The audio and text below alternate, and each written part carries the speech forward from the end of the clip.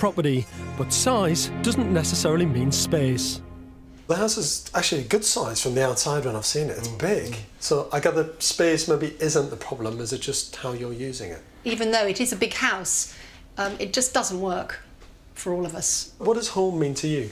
I think family, isn't it? Yeah. Where everyone can feel comfortable and be themselves and be together. I mean, that's a very big thing for us, is to sit round the table together, which we do every night. So the family sound great, but the house isn't. Not quite. It drives me crazy, this house. So it needs a whole fresh look Yes. from the very beginning. I like that. Something drastic, I think.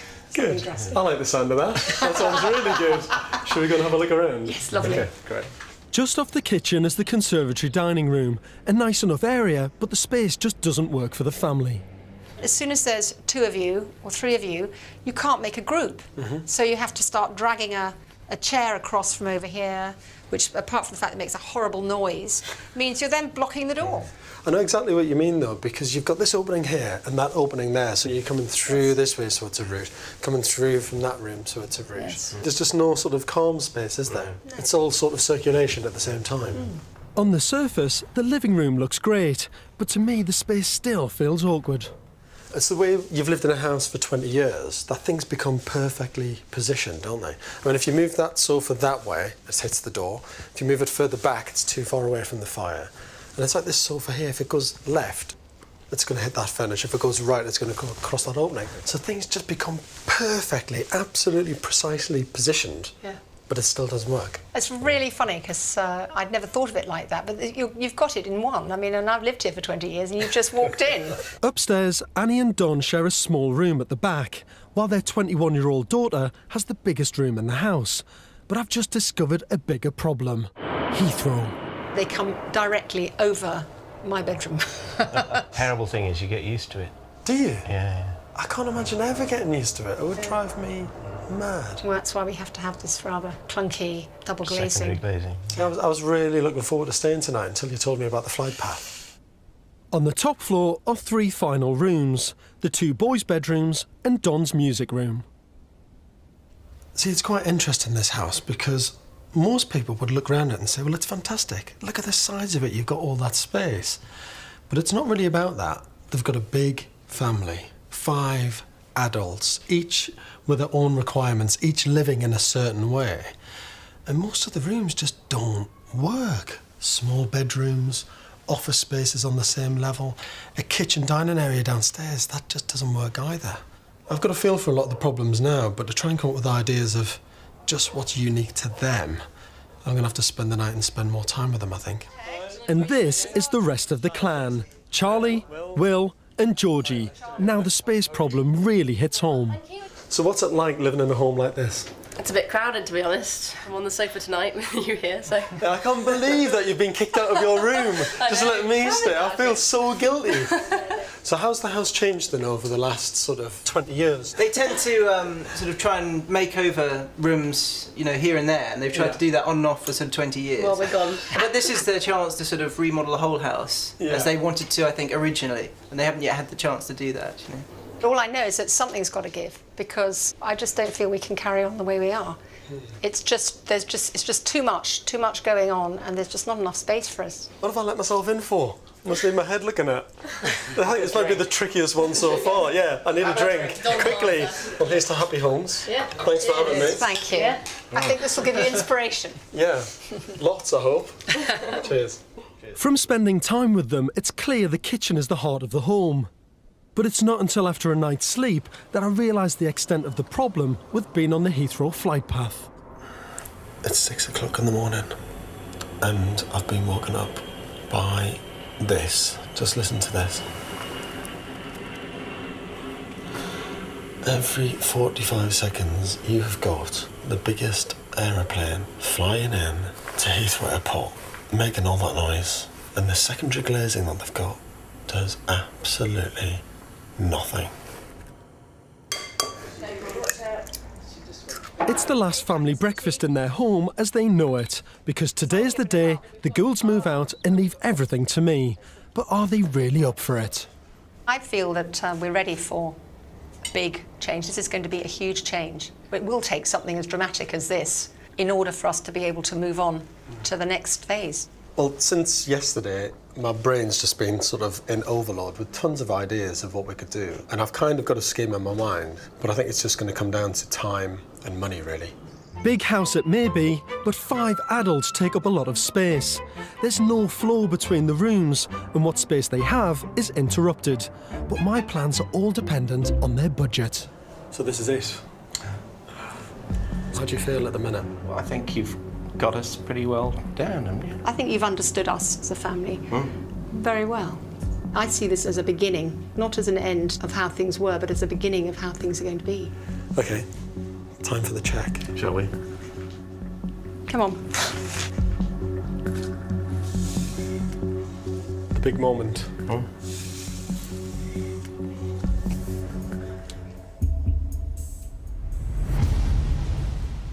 £60,000. Wow, and that is a lot of money. Even though this is a huge sum of cash, to do what I want to do here means I've got to stretch this and make every penny of it work as hard as possible. It's a big decision to invest in this home, but I think it's the right one. I promise you that I'll make this count. Now the money has been handed over, there's no turning back. It's time for the family to pack up and leave. If it works, it'll be fantastic, and if it doesn't, it'll be a bit of a disaster, I suppose. £60,000 is just a huge amount of money for these guys. And even though it's a lot of money, this is a big house. And I'm worried, to be honest with you. You like that one? Oh, yes. You could spend 60 grand just downstairs, getting a good quality finish. But I've got to make that work in nearly every single square inch of this house. So somewhere there's going to be a bit of compromise, but it's going to have to be done here to make it work, because their expectations are incredibly high for this. So the pressure's on. It's time to leave. You've been kicked out. That's a small bag for you. I'm quite impressed. Very impressed. That's built like it. That's what I'd say. See you in a few weeks. Have a good few weeks. Thank you. And I'll see you hopefully when it's done. Fantastic. Take care.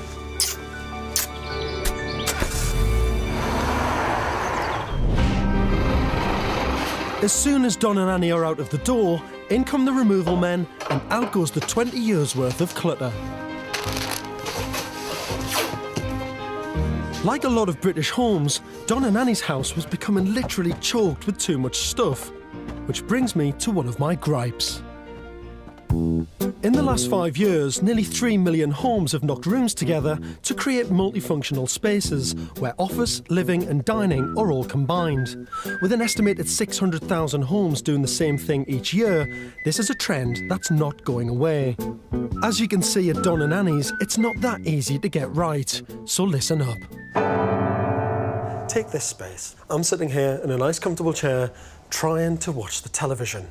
But at the same time, over here, a beautiful writing table. Then over here, you've got yet another desk, but this time the laptop takes pride of place.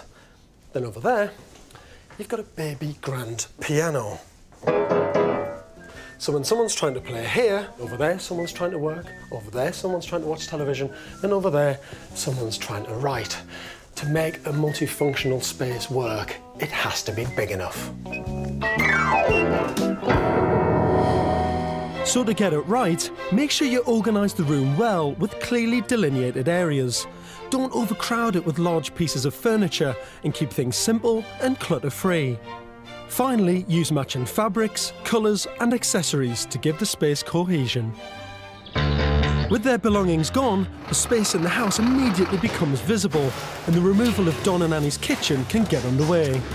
If they want to move forwards, we've got to get back to basics. 2 weeks later, and the house has been completely stripped out.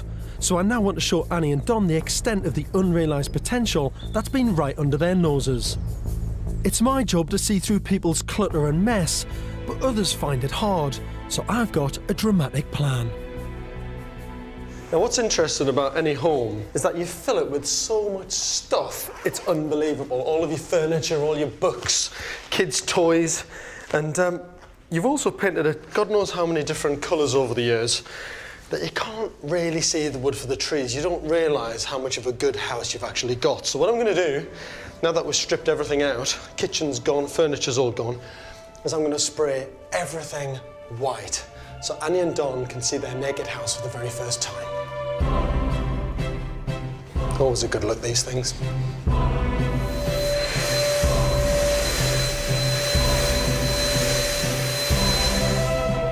With all the furniture and clutter of 20 years cleared out, I'm hoping they'll be amazed by how much light and space they actually have.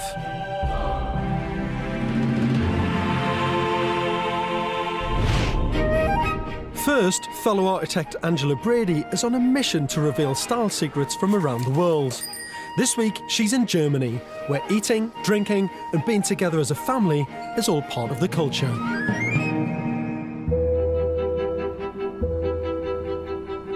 Germany, the land of beer, castles, and 1,000 fairy tales. When thinking about architecture and design, Germany may not be a place that immediately springs to mind, but I've travelled to Bavaria in search of design secrets. It's really only when you come to places like Bavaria that you see another side of Germany that you wouldn't expect. You wouldn't expect little romantic villages and towns like this, so it's a wonderful surprise. In the medieval town of Miltenberg, I'm visiting a 350-year-old house to see how these old buildings work today as modern homes. A renovated house like this costs around £160,000, and it may look like a fairy tale cottage, but inside it's a very different story with a modern look and an emphasis on family spaces. Clearly, kitchen and dining are very important here. It's a big entertainment space, and that's very important to the Germans. They love their food and they love to entertain. The importance of being together as a family is clear throughout the house, and there's strong confidence in the design. But my mission to get to the bottom of Bavarian style would be incomplete without looking at the building so associated with this area, the castle.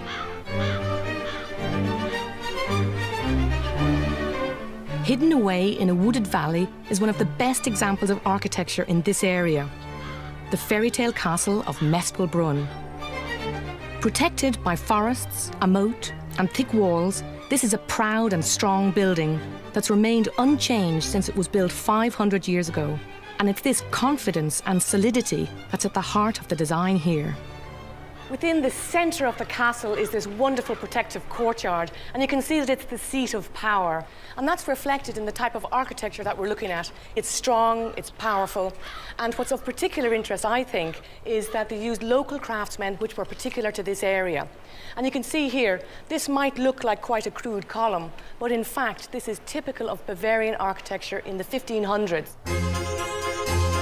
These chunky carvings and statues are so typical of the area, and this strong style statement translates into the interiors as well. Gosh, this really is the grand dining hall, and very Germanic and very macho. It's in rooms like this that the tradition of family dining we see today would have started. The Bavarians love to celebrate, and particularly around food and drink. And I think that's why their most celebrated furniture would be the dining table. Just like in the first house I visited, the dining table is the main feature, but here in the castle we see it on a grand scale. If you compare Bavarian dining traditions to British, I think you'll find that the Brits are more into living rooms with a dining table in the corner. Here in Bavaria, it's all about eating, drinking, being comfortable in a big, solid dining table. You can imagine, all the beer mugs being thumped down here, them joking and laughing. Everything here just seems so chunky and solid, and it's got great gravitas. If you look at this cupboard here, you can see it's in the dark wood. That's very Germanic. What I like about this is it's very protective. It's a big, heavy piece of furniture, and you'd imagine that anything in there is going to be perfectly safe. A little bit like the castle, surrounded by the walls, and then in turn the walls surrounded by the forest. So it's like layers and layers of protection, and you'd feel quite at home here. And this is very much a living and breathing family home. Countess von Ingelheim has lived here all of her married life, and her daughter Marie Antoinette grew up here. She now has 3 kids of her own. What's it like day to day living in a castle? It's hard work. Is it? Why is it hard work? If you don't live in a house, it deteriorates. Like when the tiles come down, it's much more effort to bring them back up than if you have a normal house. Of course, you're living in a castle surrounded by a moat. That's difficult to get to. And if woodwork deteriorates because a little worm has had a happy life in there, it's quite a big mess. The only way to keep these castles up is making it possible for families to still live there. Here in Germany, it's all about family and their history together. And amazingly, Marie Antoinette's family have lived here for 500 years, ever since the castle was built. But just as vital to the style of the castle is the link to the forests that surround it.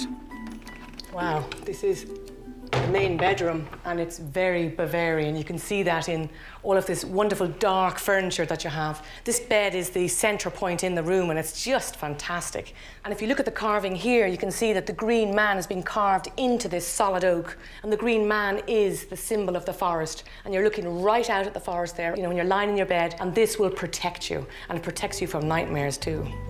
For me, this ties in the typical theme of protection that I've seen all over the castle. But the beautiful wood from the forest and the stately furniture of these homes that all make up Bavarian style needn't be a fairy tale.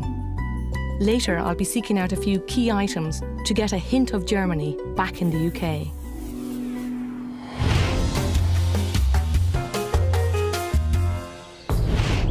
This is the first time Don and Annie have been back since I took control of their cluttered home. They're in for a shock. Here we go. Morning. Hello. How are you? Hello. Come on in. Don't have to look so worried. Not quite yet, anyway. How are you? I want you to see the house when it's been absolutely stripped back bare. So we've got rid of everything, all your belongings, everything's gone, and then we've basically painted everything white. And the reason for doing that at this stage is for you to get a true understanding about what the house has actually got in terms of its architectural character. And this is your chance to meet your naked house. Come on in. Wow. The kitchen used to look like this, but now stripped bare, I can reveal its true potential. I'm quite excited about you seeing this, actually. Come on in. Wow. Oh my God. Oh God. I love it. It's incredible. Look at it. Oh, it's fabulous. It's absolutely outrageous. Look at the space we've got. Extraordinary. I get quite excited by this stage because by making it this sort of naked building, by stripping it back, you can see what you've got. And you can start afresh. And let's see where we can start from to make this a fantastic home again. The main space downstairs comprises of two separate rooms, the kitchen and the living room. But I have plans for the dividing wall between the two. Let's have a look at the ground floor plan because this is where I want to make some pretty large changes. So the biggest thing I'd quite like to do is I want to try and take this wall out. So that goes. House will fall down. This kitchen space is a decent sized space as it is, but I think once it's plugged back in with the kitchen, it's not going to feel as open and spacious as it could be. And I want this area to really relate to the area that we're standing in now. Your kitchen's going to run around all of those sides. I'm going to take this door out, and I'm going to basically lift from the ground floor level up to kitchen unit height. I'm going to build a wall there.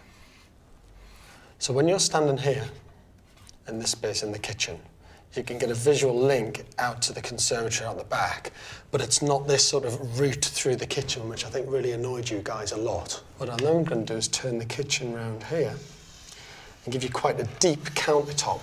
All of this kitchen top area becomes prep. You can basically have a proper conversation with people in this room by opening that all the way up. Fabulous. So all of a sudden, this space becomes much more dynamic and it becomes a better social space. So this space clearly links to that one now, that space then clearly links back to the kitchen space, but it doesn't become a series of corridors. It's brilliant, and it's incredibly bold. I mean, we'd never, ever have got there on our own. Never. Never in a million years. A big consideration with period property is not to lose any original features like the ceiling and cornicing in this room. What will probably happen is when I smash this out is that picture rail will probably get damaged anyway. because I've got to put lots of temporary steelwork up there to support this structure. So I'm thinking actually that it might just come along just below picture height. Yeah. Somewhere like that. And then basically here you'll have, your kitchen top will come along. And you go straight through here and you have really deep white top there. So you can be sitting here on a stool, glass of wine, someone cooking in the kitchen, view out to the garden. It becomes a really dynamic space. I love it, love it, love it. And I couldn't imagine it myself. But I somehow felt that you could. This structural beam is the big move. Yeah. And it will take up a big chunk of your budget, which means I've always got to look at elsewhere in the house about where I might have to compromise. And I hate compromising. Well, I suppose that this is where we spend most of the time, so that's the way it should be, really. So it's agreed. Most of the budget will go on the kitchen area, transforming these 2 rooms into the heart of their new home. To make their communal space work better for them, this wall between the living room and kitchen needs to come down. This is the biggest structural change, and it's risky. The wall is holding up the whole weight of the house, so supports have to go in first to take the strain, before the wall itself can be taken out. In a period property like this, it's vital to protect original features such as the plaster ceiling, cornicing and picture rail. With cracks starting to appear already, there's a real danger the plasterwork could come down altogether.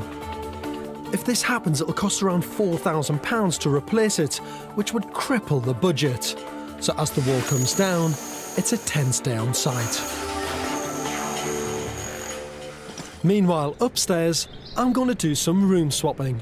Now what I really want to do up here is move Annie and Don from this bedroom at the front of the house and make a new master bedroom at the back of the house, because this is a much nicer room. On the top floor, it's a case of too many people and not enough rooms.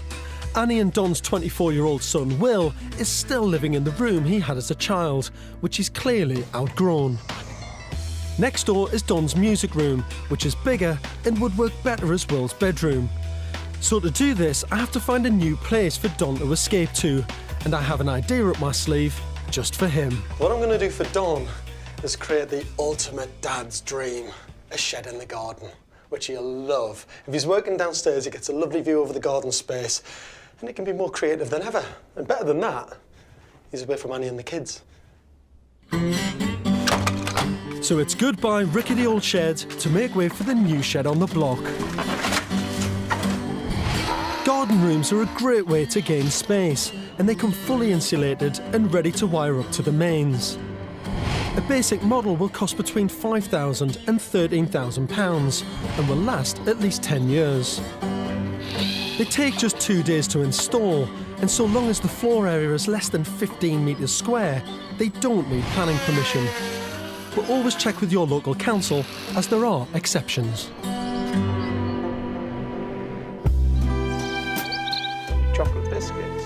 Away from all the chaos of the house, Don and Annie are fretting about what I've been up to and what their house will look like. She has nightmares, actually, about what's happened, hasn't she? Well, I did have one dream in which the house collapsed. I'm just frightened about decoration, which is odd because I wasn't bothered at all. But if I go back and find something too modern or frightening, I won't be pleased. I'm worried about being too optimistic because we've invested a finite amount of money and that can only achieve so much. So that's a bit of a worry that my imagination... How much they've managed to do. Yes, that I've got an unrealistic expectation. I think it might not be finished. Well, she might be right, because a major problem has come up with the windows, and this time I can't solve it. The one thing I'm really, really annoyed about, and there's nothing we could do about it, was all the sash windows. I wanted them all replaced because it's so noisy with the flight path. But the lead-in time was like 12 weeks, 3 months to get the sash windows fully made up, double glazed and installed, and we just didn't have that time. So what we've done is taken a chunk of the budget to one side. We've saved 10,000 quid so that Annie and Don could get the windows done afterwards. I really wanted to do it for them, but there just wasn't the time, so it's something they're going to have to do later. Properly made double glazing would not only have minimised heat loss, but reduced the sound pollution by nearly 90%. So this is something they really need to do. But now I'm giving 10 grand back, the budget has shrunk to £50,000. And in a house this size, that makes things very tight.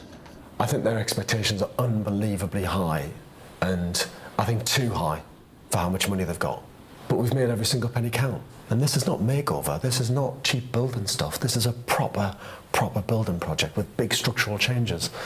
And it's amazing what we've done in the time. It's just a shame we couldn't have got those windows in that time as well, so I'm gutted about that.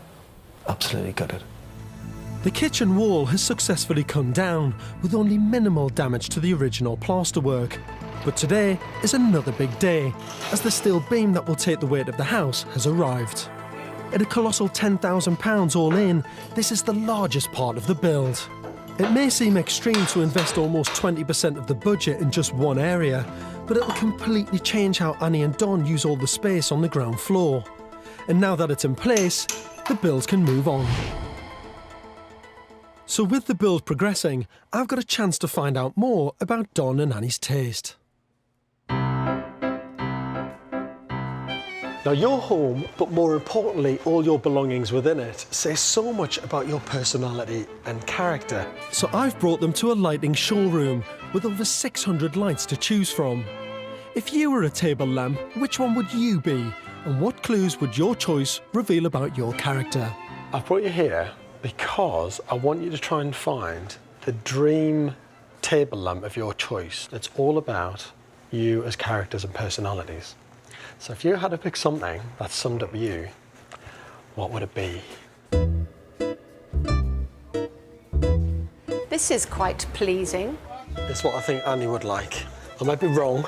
She might like something more colourful than this, but I think what I'm getting at is something that's very stylish, very ornamental, very opulent and very posh. These perfectly sum up what I don't like. I like the stonewareness of this. Horribly over the top. Don't even go there. I suppose in the right place they might look rather wonderful, but not for me. Oh dear, that's the one I thought she'd love.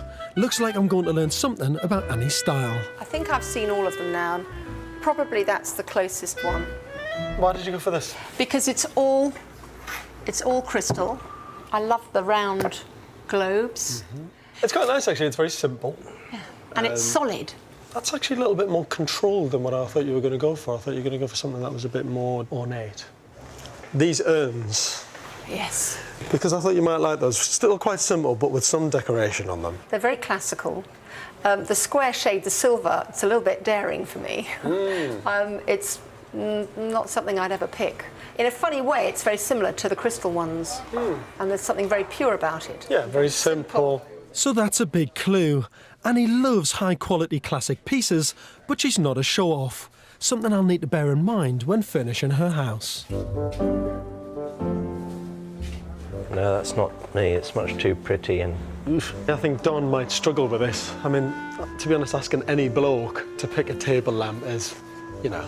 I'm very obviously manly and probably something modern, stainless steel. This might be quite good for Don. A nice desk lamp where he can work might be quite nice. It just sort of sits in the corner and does its thing quietly. It doesn't shout out at you. That's what Don's like. If I was going to pick any lamp, this would be Don's. Giant ones here. Giant black jobs with tassels. Now this is lovely, you see. I can see myself sitting at the desk, writing my music, adjusting it. Beautiful, very pleasing. I picked that. Did you? That's what I said you would go for. Yeah. Why'd you like it? Well, it's practical. Very simple. Not ornate in any way, shape or form. You got me. I did. You've got good taste. Very good taste. That was really interesting. I love that. A simple thing like a table lamp can say so much about who you are, what your style is, and what you like and don't like. With time and money fast running out, work in West London is carrying on apace. The kitchen's going in and the build's looking good. It's time I met my on-site stylist, Ed, for a catch-up. The kitchen looks great though. It is, it's smashing, isn't it? Really good. You happy with this? Yeah, very pleased with it. I think the worktop is absolutely perfect. Just what we wanted. Yeah, it's completely seamless. It's lovely. Beautiful, beautiful, beautiful. Any problems with it or not? No, apart from our little problem area here that we had with the boiler. No, that's all right though. I mean, as long as you put a shelf in there, you can store stuff up at a higher level. Put ironing boards in there and brooms. Exactly. I think it's absolutely perfect. Groovy. Did you just say groovy? Yeah, Did you just say groovy? Yeah. That's terrible there. On the top floor, the boys' rooms are recarpeted and decorated. And I'm going to turn Will's small old room into a chill-out den for them both. Groovy. We've got new carpets down everywhere. Every single room's been decorated. And then through here in the master bedroom, we've put Annie and Don in here now. But the high-quality finish Annie and Don are expecting can only be achieved with attention to detail. The finish has to be perfect. The only thing that jumps out in here, actually, just looking around, is these sockets. I know, they just look horrible, don't they? It's one of those classic things when you do a house up, and as soon as it's decorated, any old switch plates and sockets like that just look really tatty. I'm sure I can free up, 500 quid somewhere. There's areas of the house where we can't do it, but absolutely. I think in this room, in the master bedroom suite, that's going to look absolutely no problem. I've got it in hand, so yeah, not good.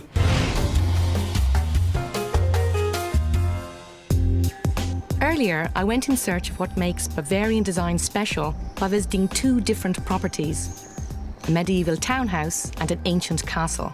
But now I'm hitting the streets in Germany to see what can be bought to get the look at home. Because Bavaria is surrounded by forest, they really do use wood, and they use it in plain, natural finishes, and it looks really good. I think that the furniture is definitely bold, confident, quite dominant sometimes, and it's got great gravitas. It really roots itself into its position. Ah, yes. Now, this is a wonderful example of the large table. It's a smaller version of the table we've seen at the castle. And this has got the large spindle legs, it's natural wood, it's chunky, a lot of people can fit around it because eating and drinking is just so important to Bavarian people. And it's even got a bit of distressing on it. An item of furniture I saw again and again in the castle was the dark wooden wardrobe. Ah, this is exactly what I'm looking for to illustrate the Bavarian kind of heavy furniture. It's got great shape and size. And in fact, this looks like a building. It's got the Corinthian column here, it's got the panels, and it's got the heavy cornicing at the top. And if you look at the base, you can see that it's actually raised up off the ground. And they've put the weight on these big, heavy timber supports, and that just gives the illusion that it's heavy, but it's kind of light at the same time. This beautiful object costs a whopping £12,000, and you need a very large space to put it in. But there are other versions available. This is a beautiful example of a smaller scale piece of furniture. And what I like about this is it still has the style of the Bavarian features, and that is the very simple shape. It's got the ball feet, and it's got that very simple panel door. So this is a great little piece. This cabinet is a genuine antique and costs about £680. If the large pieces of furniture are too big, then you can always get the look by adding in some small, kind of typical pieces. And one of the fantastic items are these pewter tankards. Now, remembering the Bavarians love beer, they love the wooden tables, and banging that down on your wooden table won't make a difference if it gives it a bit of a mark. Candelabra, again, these are big, heavy pieces. Gosh, it's so heavy I can't lift it off the table. It's chunky, it's quality material. You see the way they've got this heavy base. So in a way, it's a little bit like their furniture. It's got gravitas, it's rooted down to the ground. So, a few of these items, well placed on a sideboard or on your dining table, can really give you that look. Whatever you choose, whether it's an imposing wardrobe, an impressive dining table, or a solid set of candlesticks, the Bavarian style will bring a hint of medieval romance to any home.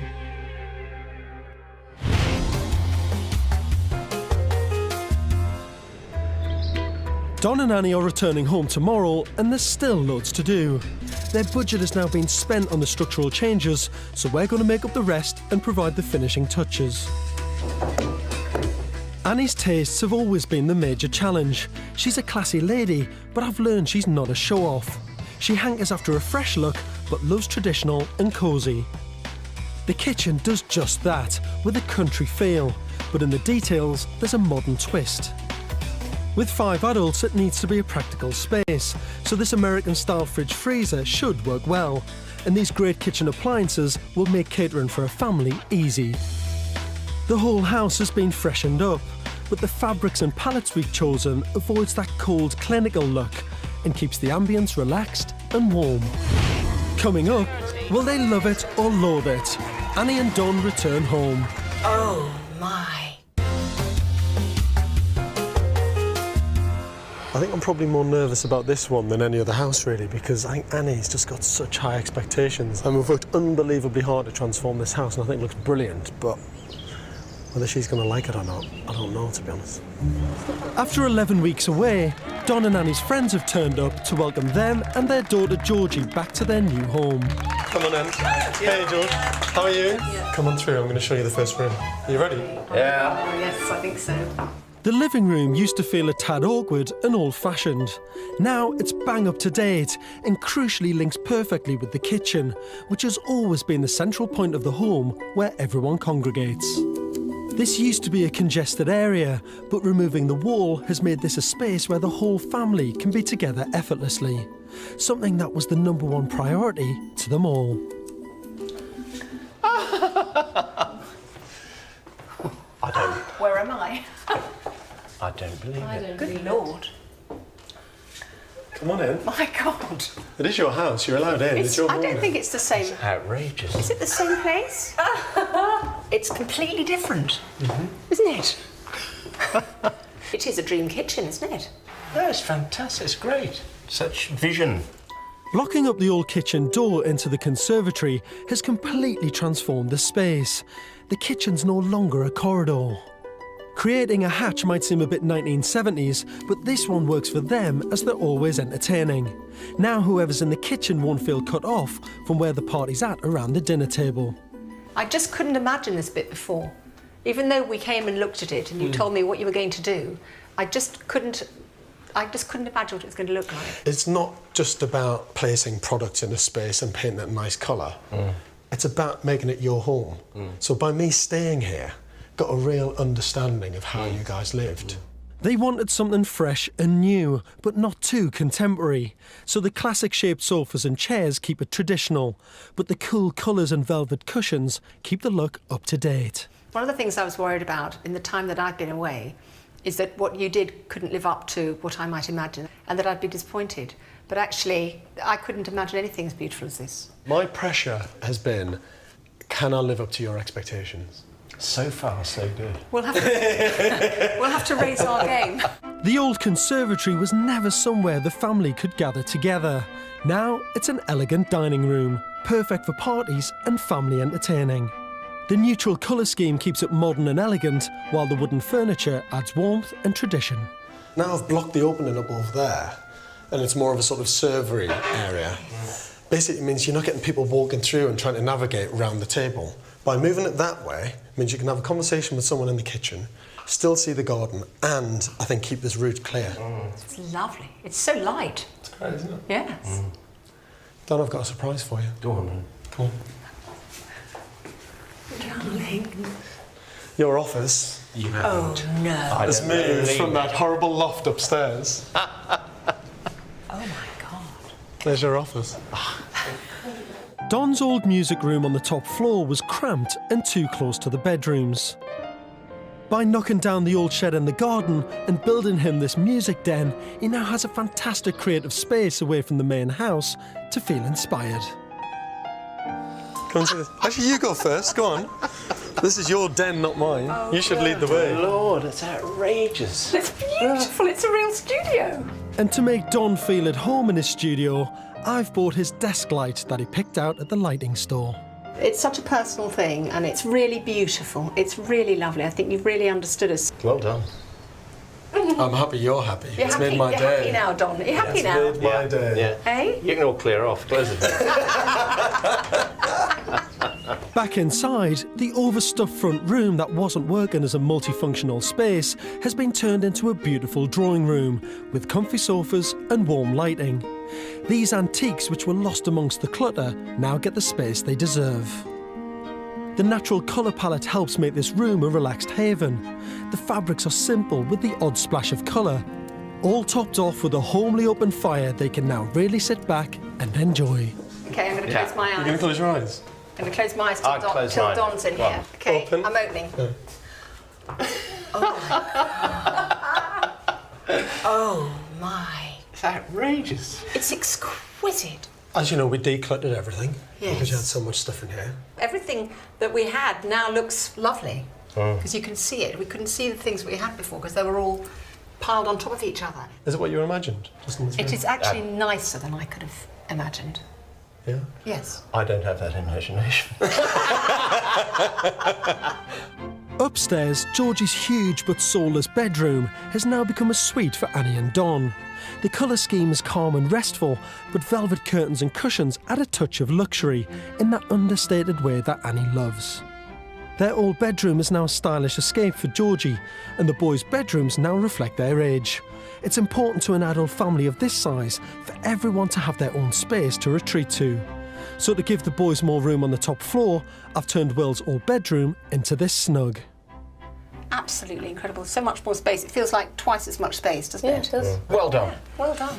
I've got the handshake of approval from Dawn. I'm happy now. Everyone in the house now has their own clearly delineated area, but the kitchen and living room is the communal space where they can all comfortably come together. Don and Annie have given it the thumbs up, so it's time for their friends and neighbours to pass verdict. The idea of knocking down that wall and opening up is exactly what Annie wanted. I think it's absolutely amazing. I think this room is inspired. I'm walking on air. Look at this. It's fully insulator Monados. Come in, Make as Barry. much noise as you like, can't you? Super. Ready? Yeah. Thank you so much. I knew when we met you that our money would be very safe with you, and as it turns out, beyond my expectations. Cheers. Cheers. Cheers. Welcome home. Well done. I'm actually pleased that's over. The stress levels were up here. This is a family that have lived in this house for 20 years. Their kids grew up here. The pressure to make this house into a beautiful home was immense, but it was well worth it. They absolutely loved it. It's a completely different feel, isn't it? The house? Coming into the house now. Yeah. It still feels cosy though. Yeah. And it still feels familiar because all our things are around us. And whereas before it was very homely, you couldn't actually sit down in a group and chat. And I really felt the lack of that. And I can see that this is going to work. I love the sense of space. It's still very warm and very spacious. I think it'll work very well. We can't wait to try it. I'm in the heartland of suburban London, home to financial consultant Grant, mum Jo, and their two daughters, 5-year-old Isabel and 2-year-old Daisy. So I'm on my way to see Joe and Grant, who I've been told live in a very, very small house. Now they've got 2 young daughters, so they're kind of outgrowing the building. And the only way that I'm going to test what the biggest problems are on this house is to move in. Well, that's if they've got any room.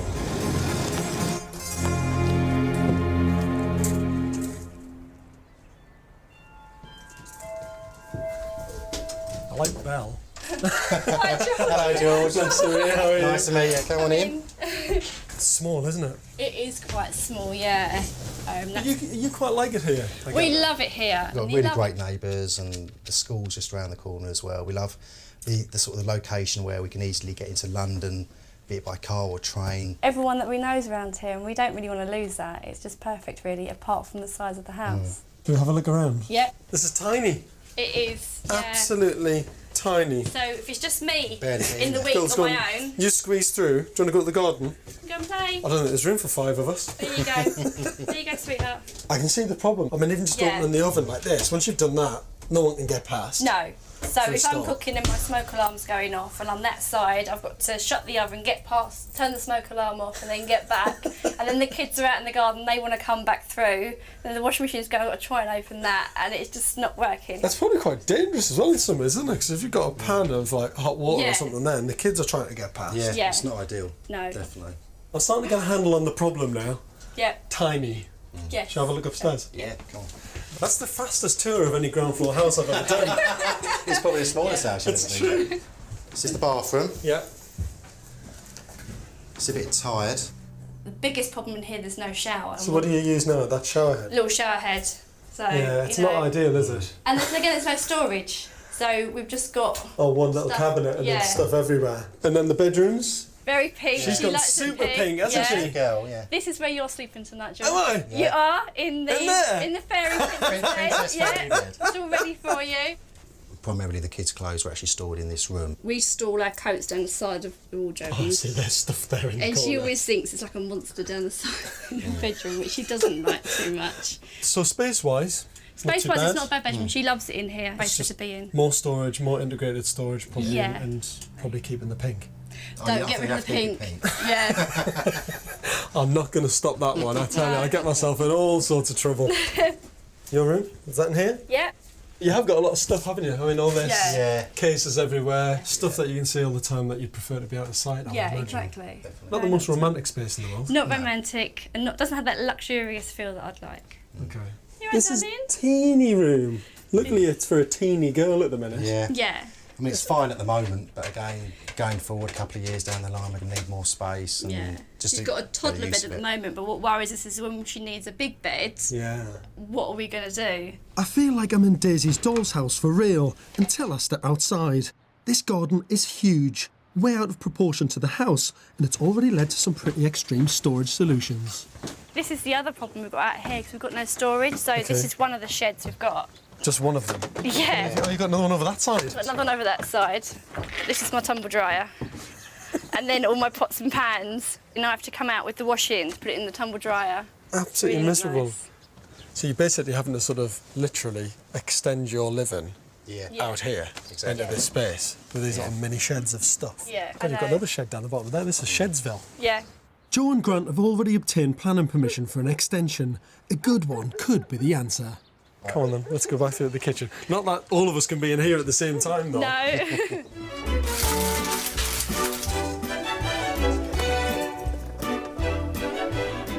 Staying the night with Grant, Joe and their girls will help me get a feel for how they live and some ideas for how to turn their cramped house into a cosy family home.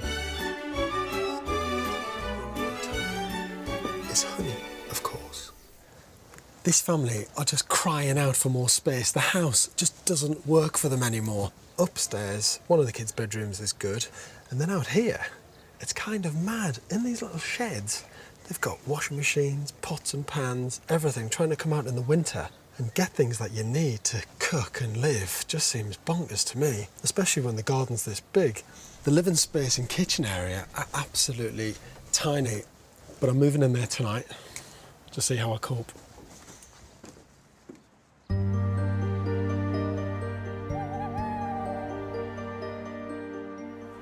Good morning. It's bright and early.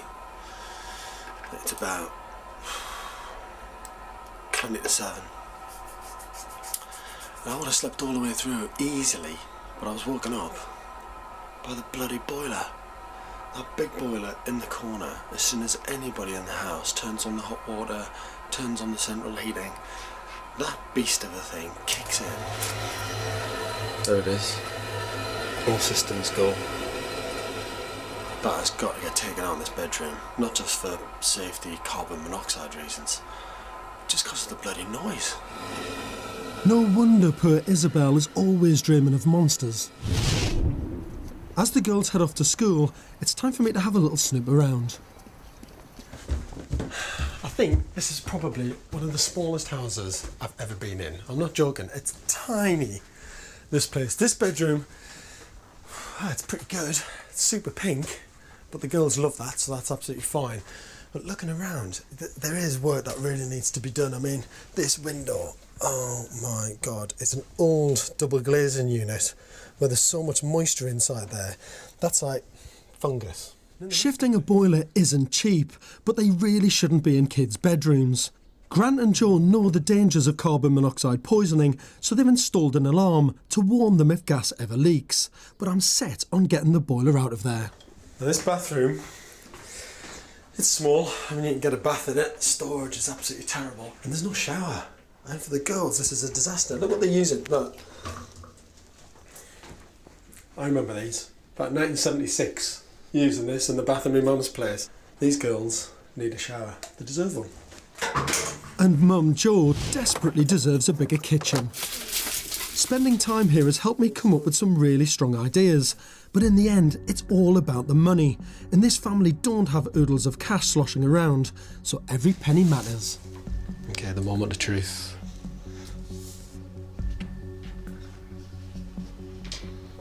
This is it. This is it. Home for life. Yeah. Wow. Coming up, architect Angela Brady is borrowing design ideas from Mallorca. The style is quite crude but beautiful. I invite Grant and Joe to meet their naked house and think like an architect. But will this cheque be enough to do everything I'm dreaming of? Grant and Joe love where they live, so much so they never want to move again. But their house is full to bursting and they need help to transform it. Unsurprisingly, this is a big deal to them. I just hope they've got enough cash for me to make the difference they deserve. This is a very big chunk of our sort of life savings. Your life savings? Life savings. Well, we want to stay here forever, and this is why it's so important that the money's spent right, because if it's spent wrong, we can't stay here forever. We'd have to move. Talk about laying it on thick.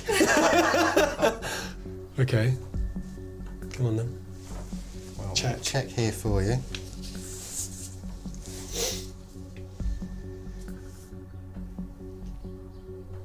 Okay, the moment of truth. This is it. This is it. Home for life. Yeah. Wow. You've handed over £50,000. 50 grand. Hard work's gone into that. God, you've saved well. Now I am scared. So we. But it's gonna be tough, isn't it? I mean, to do a house up. Yeah. It's a lot of money. All the stuff that you want to do to it, adding all that extra space. I have to spend that wisely, aren't I? I think you will, yeah. Grant and Joe's cheque is huge, but so are their problems. And remember, as with most building projects, almost a fifth goes to the taxman in VAT. £50,000. It's a massive commitment from them. Huge. All their life savings, every single penny of it. They've just handed it over to me to try and get this house sorted out. I've got to make this house bigger. I've got to make it really work for them and turn it into the special home that I think these guys deserve, really. What should we put in here, hey? Now the family have to move out so that we can get on with transforming their house. I just want to know if there's one last thing in the house before we move everything out that's really important to you that you'd like to keep. For me, there's nothing of great sort of sentimental value, but what I'd really need to keep is my computer, so that's an essential item for me. That's fine, I can do that. And for you? Mine's my stereo where I plug my MP3 player into. You love that, don't you? Yeah, That's your little gadget. Yeah, I need it. Their choices are surprisingly functional, which gives me a real clue about how to create the right home for them. Have a good few weeks. Cheers, George. Take care of our house. Home alone, it's time to get a few things off my chest. Now, the grand mistake that people make in their houses is often flooring, and this is a perfect example of it. This is the cheapest, thinnest laminate flooring you can imagine. So if it gets damaged, it gets scuffed, that's it. You can't sand it, you can't reseal it, you can't do anything with it. Look, it goes to the kitchen, goes to the dining area, comes all the way through to the living room. It's acres and acres of the cheapest plastic flooring, and I can't stand it. But Grant and Joe aren't alone. I reckon about half of us have covered our real floorboards with veneered flooring like this. Now, I'm not condemning anyone for doing it, but we all need to stop thinking of quick fixes. Now, the other flooring that everybody gets wrong is in bathrooms, and the put down sort of lino flooring. I mean, it's so 70s, it's frightening. Just look at it. It's coming up at the corner here. It's tile effect. It is so fake and so bad. Look, it's even coming up from the floor because the water has gone underneath when the bath splash has gone everywhere. It's like walking on sponge. I mean, this should just come out and just be tiled. Don't let cheap lino and vinyl let you down. Always go for the highest quality you can afford. New designs cost around £30 a square metre, or an alternative is rubber flooring. A bit more pricey, but it lasts longer. Around 2 million of us visit Mallorca each year, but there's more to this Balearic island than sun, sea and sand. I'm here on a fact-finding mission, investigating some hidden gems that I hope will be inspirational to you. What's special to me about Mallorca is I know it very well. I've been coming here ever since I was a small child. Mallorca is all about the countryside, it's not the coastline. The more you come, the more of these little villages that you discover, the more you can really understand the Mallorcan people and their great sense of history and their great sense of style. Mallorca's design tradition has evolved over centuries, but because it's detached from Spain, it's developed its own unique look. The roots to the Mallorcan style go back to its farming history, and you can see that quite easily in the very austere farmhouses that you see scattered throughout the countryside. So Mallorca isn't all about the overbuilt coastline, but its heart really is in the farmland and that farmland style. The magic of rural Mallorca is typified by buildings like these, the finca, or large farmhouse. These old buildings are the original homes of the local landowners made rich on the farming of pigs and sheep. This beautiful example in the north part of the island is set in 120 hectares of stunning Mallorcan farmland. And if you want to buy it, dream on. It'll cost you around £6 million. And what I love about it is it just sits so happily within the farm here in the countryside. It's long, it's low, it's linear, it's got the green shutters and it's got the Spanish roof with the overhang. Yes, this is an amazing space. You know, you come in off the courtyard and you're into this lovely big entrance foyer, and the first thing that hits you really is this double arch in stone, and this is all a local stone. And you can see it's quite rough and it's almost a bit crumbly as well, but it's got that really earthy texture and that colour. It's kind of almost like gold. It kind of shimmers a little bit as well. The second thing that strikes you is this wonderful pebbled floor, and it's laid kind of in a loose grid. You can just see the grid coming through here, and that's easy to copy. You can do that at home. And these are locally sourced pebbles from the river up the road. And I think that that's what makes Mallorcan style here so special. It's very local vernacular. All the materials like the clay, the stone, have all come from within about a 10-mile radius of this area here. Along with all the natural materials, I love the locally blown glass. This light, known as the soother, is a common design here, but it's evolved just on this island, so it can't be found anywhere else in the world. And there are other details you can see that give design in Mallorca its uniqueness. One of the very pretty little details that I love is the Moorish-influenced balustrade detail showing the carved plaster. And that's quite interesting because there's huge Moorish influence in Mallorca, which wasn't seen all over mainland Spain. And that little detail lights up the whole hallway, and I really love it. Unlike Britain, the main living room in a finca tends to be on the first floor, raised above the bustle of the farm life downstairs. One of the beautiful things about the first floor is you get the view all over your farmland, and here it stretches for quite a way. We see again these wonderful white walls and these dark timbered rafters, and you know they're quite deep and heavy because they've got quite a lot of weight to support with those terracotta tiled roofs. And what we have here is the wonderful Mallorcan window.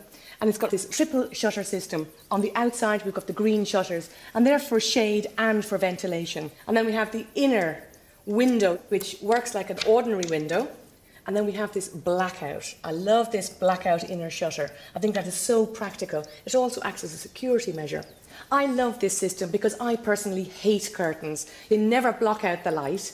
They're constantly all over the place. They block the heat. But with a system like this, it's just so simple, so practical, and I say bring it back. The finca is owned by Rafael Barber, a local lawyer, and it has been in his family since it was won in a card game back in 1690. Why did you want to go back to the original style? I never wanted to have something new.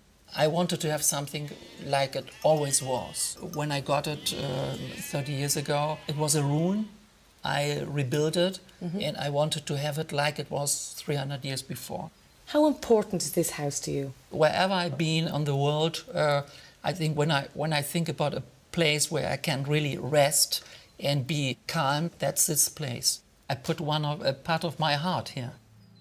His love for the building and the history is evident throughout, even in the bedrooms, which are small but filled with beautiful Mallorcan antiques. One of the special features in this room is the bed. And if you look at this wonderful twisted cherry wood frame, it's just beautiful, and it's very reminiscent of a lot of the other type of furniture that you'll see matching. You can see twisted legs like this on side tables and chairs, and the bed head as well. And it's all very tall and twisty, and it's very elegant. The Majorcan style that we can see here in the finca is very rustic, it's very simple. It's certainly not urban and chic, it's the complete opposite to that. It's not precious in any way, and yet it's beautiful and it sits perfectly in its environment. Fincas aren't 10 a penny in the UK, but if you're inspired by the look, I'll be pointing out a few key affordable items later in the programme. There's nothing more wonderful on a freezing cold winter's day sitting down in front of a beautiful open roaring fire. But instead, in most houses in Britain, it's like this. It's practically made out of cheap pressed metal, and then you look at the fire itself and it's a sheet of orange glass, so it's completely fake. You're obviously going to get an orange glow, but you're not going to get any bloody heat.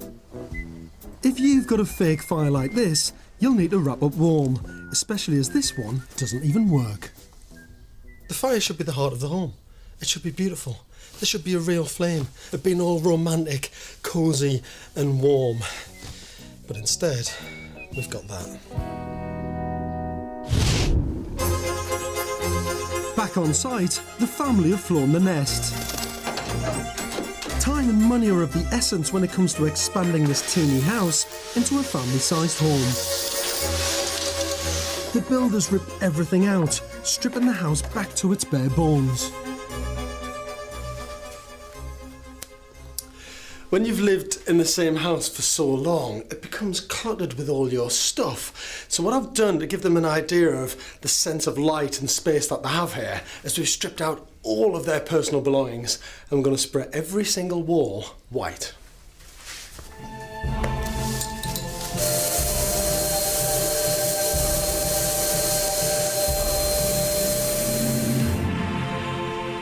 I'm going to show Grant and Joe their house in all its naked glory, to give them an understanding of just what architectural space they have at their fingertips. When I spy their loft, an idea hatches in my brain, which could be the answer to this family's storage nightmare. I just hope my plans will chime with them. It's now time to meet their naked house. Oh my god! First stop, their original and very cramped kitchen. I can't believe you actually had a kitchen in here. Look! Good God. Oh my god! How did you fit a kitchen into a space like this? It's like it's like a broom cupboard. Yeah. It just makes you think how on earth we used it. My master plan all starts in here, the former living area. Oh my god, this is huge! There's a massive difference, isn't there? This room is long but narrow, and there's just not enough space for a family of 4. Okay, shall we talk about design? Yes, please, yes. Come on, I'm going to show you some drawings. The biggest problem with this house is lack of storage space, so I'm going to convert the old kitchen into an ultra-modern utility room and downstairs loo, a must for a family of 4. Then I'm going to build an extension onto the back of the house. So what I want to do is basically put bifold doors. Oh, so it opens it all the whole which will concertina out the whole wall along We've seen those before. Oh, I adore That's absolutely those. fantastic, yeah. Yeah. So as the glass doors go from ground level up to ceiling level, the glass is then going to continue over this part of the roof. Oh, fantastic. Oh my So it's going to slope back over the top of it. Yeah, that sounds brilliant. That's look gorgeous. Yeah. The doors will fold back, opening the house out onto the garden, so that at last they can make the most of their huge outdoor space. That's going to That's be gonna be fantastic. beautiful. I'm It's gonna going to love really that. open Yeah. a lot, isn't Open it? out. Brilliant, that's going to be wonderful. Yeah, I'm really happy. Yeah? Yeah. That's brilliant. Yes, that's really, really good. The tumble dryer will be brought in from the cold, and Joe will never need to go into the garden for her pots and pans again. The extension will finally give them the decent-sized kitchen diner they need. There'll be another third of the house again then. At least. Now seeing this is like, yeah, let's do it. Well, there's more to come. Upstairs used to be a storage nightmare. The loft just isn't accessible, and I'd love to convert it into a bedroom. But with all that work planned for downstairs, there just isn't enough money. Every inch of space counts, so I've got a plan B. What I'm going to do is I'm going to rip out all the ceiling in this area for you. You will be looking all the way up at the roof from this space. And I'm going to put a skylight in, so that as you're here, the space will be 2 or 3 times higher, Plus, it'll be absolutely flooded with natural light. Oh, that's fantastic. I never would have dreamt you'd do something like that. Yeah, you're not going to be walking around up there, but it's going to feel bigger when you stand here. This will be a fabulous mini loft conversion, using the height of the roof for double level storage, and the skylight will illuminate this gloomy landing with natural light. Happy? Yeah, God. Thank God for that. We're going to get a house like no one else has got, and, well, we're just the luckiest people in the world, aren't we? Yeah, I just want it done now. It's really exciting. Grant and Joe have trusted me with their entire life savings to transform their cramped house into a cosy home. But just as we're making headway, the builders hit a big problem. While digging the extension foundations, the builders unearthed a public sewer running from the neighbouring houses. You can't have a sewer manhole in a kitchen, so before the extension build can continue, they have to shift the manhole and seal the sewer off. 2 days later, the build is back on track, so I've come to dig around for a progress update. Oh man, look at that! What do you think? I think it's absolutely brilliant. Look at that space now. It's unbelievable. You've got a bit of cardboard over the top. Can we get it off or not? Is anybody up there? Yeah, we'll take that off now. Who's that? The window. Bob! Bob, you up there, mate? Can you put that cardboard off so I can have a look what the light's like?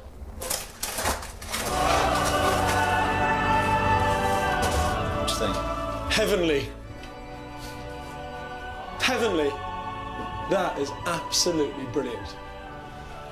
All the natural light bouncing into here, off that wall, and reflecting all the way down the stairs.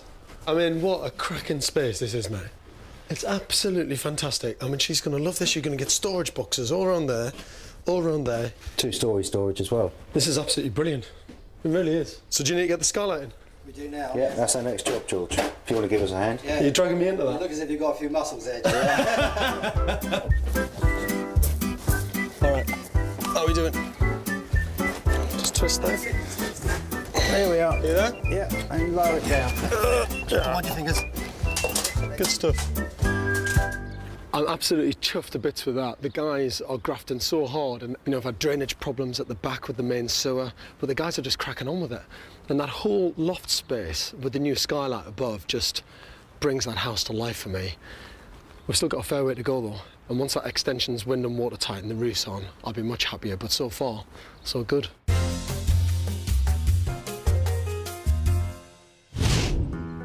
Mallorca oozes rustic charm, and Angela's about to uncover its classic style secrets.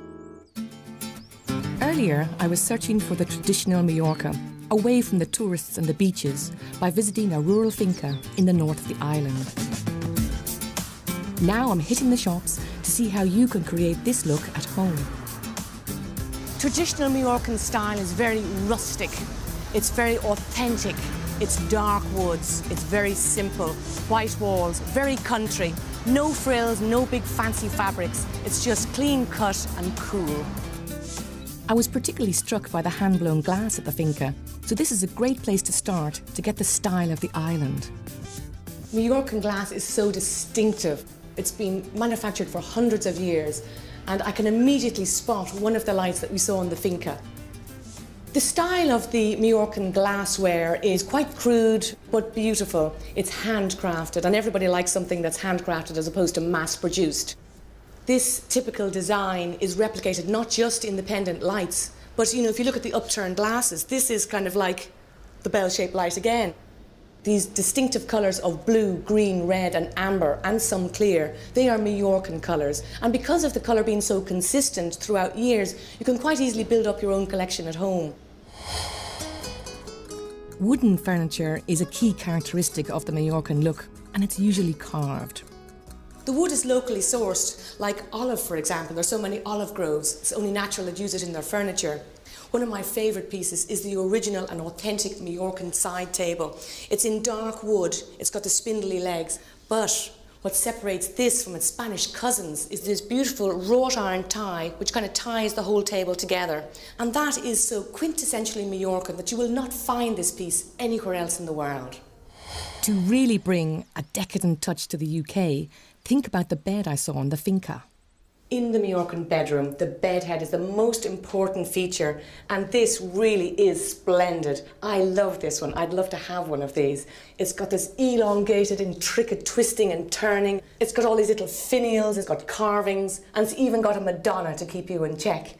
What I love about it is it's kind of quite opulent, and the rest of the room would be quite plain. So indeed, this is the most important feature in the whole bedroom. And you very rarely find this outside of Majorca. So if you want to get that flavour, this is really something to spend your money on.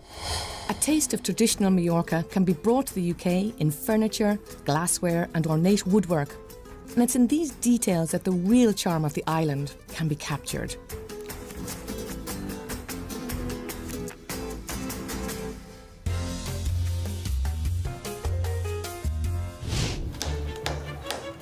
Back on site, the builders crack on, making great progress. The top floor is coming together.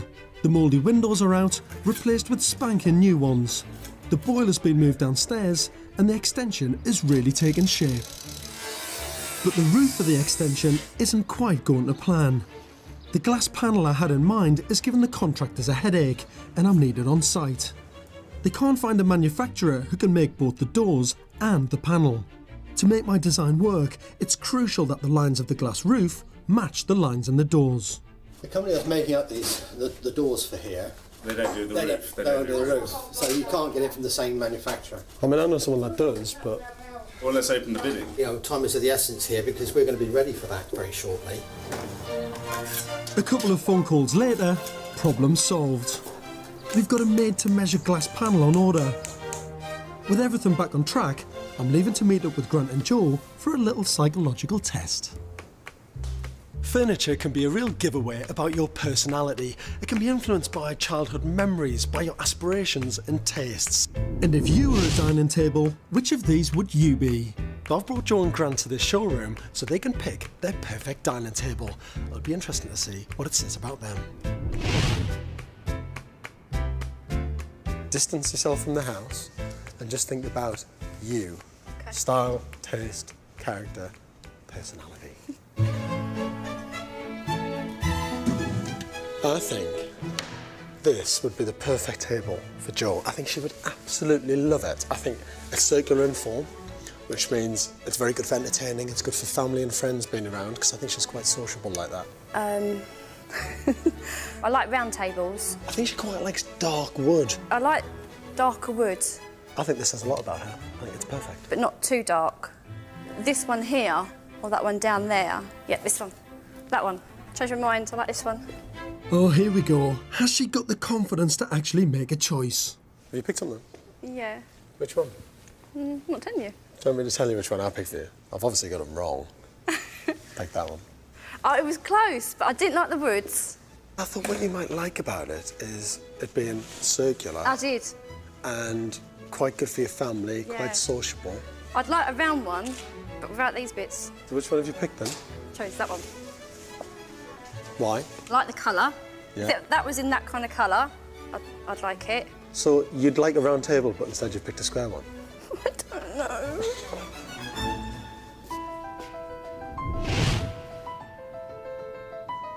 This could be one that Grant would go for. It's very, very simple in its style. It's not shaped in any way, it's not ornate. It's just incredibly strong, very sturdy and beautifully made. It's actually quite a masculine table. I'm not a great fan of like the really modern. That is really clever, isn't it? No, I really like that. Yeah, I quite like that. So which one have you gone for? This one. Because? It's a circular table, but you can make it bigger and smaller as you actually need. I like that kind of finish, but there was also a table over there, that wood over there, that I one. preferred. Do you want to know which one I picked? Go on, I'm not sure. This is the one I picked. That's strange, isn't it? You're half right. Yeah. OK, so I picked the right tables, but this time got them the wrong way round. The thing I've really learned is that their tastes are quite similar, but they both lack confidence in making those choices.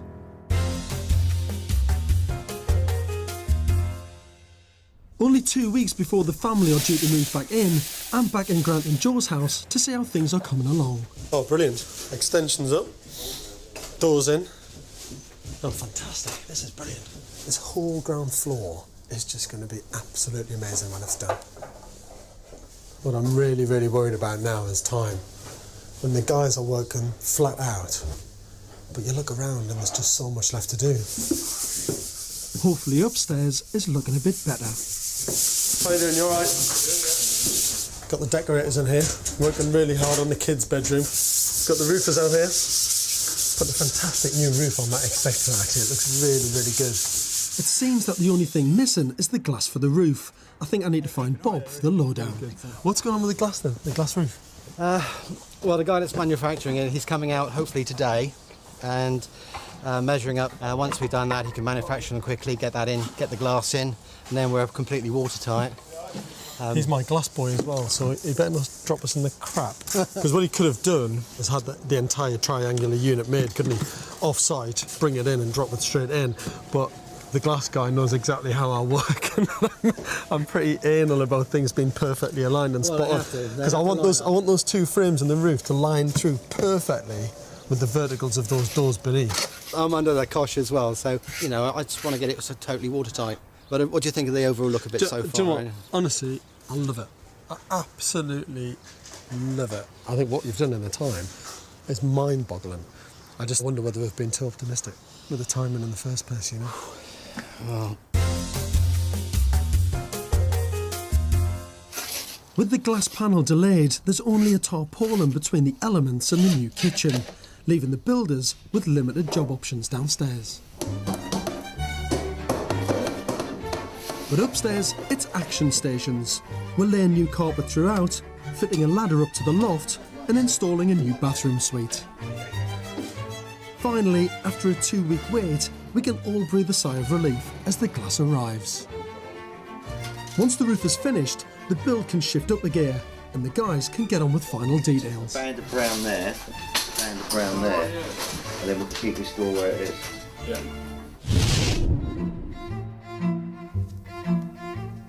While we've been building, Grant, Joe and family have been huddled together in a rented flat and have no idea what's happened to their house. We trust George. He knows what we like. We feel really confident that he's going to do exactly what we want him to do, really. It's the most amazing surprise I think we're ever going to experience. I miss the normality of living in my road and seeing the people that I know every day that you take for granted. And the girls are missing being at home, they're missing their friends next door. Isabel's done a little countdown chart. She crosses off the numbers as they go through to how many days and what number we're on at the moment. They can't wait to move home. Grant, Joe and their 2 girls have been away from home for over 2 months now. But they're due back tomorrow, so everything's got to be ready. They gave us a big budget and we spent it all on big structural changes. Now we're helping out to provide the finishing touches.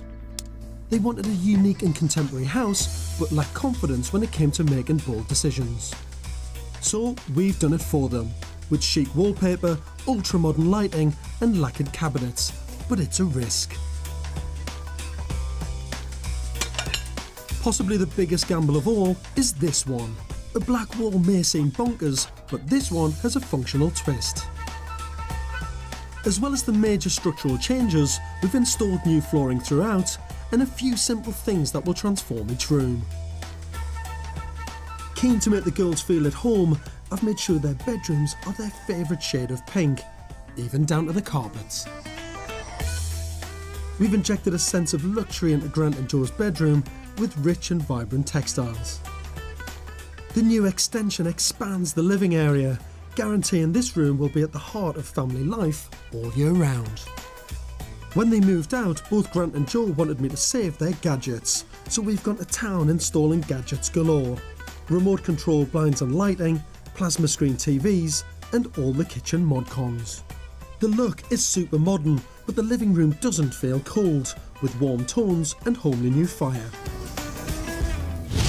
Coming up, Grant and Joe trusted me with their life savings, £50,000 of their own cash. They're used to being conservative. Have I gone too modern? No one makes me cry, look!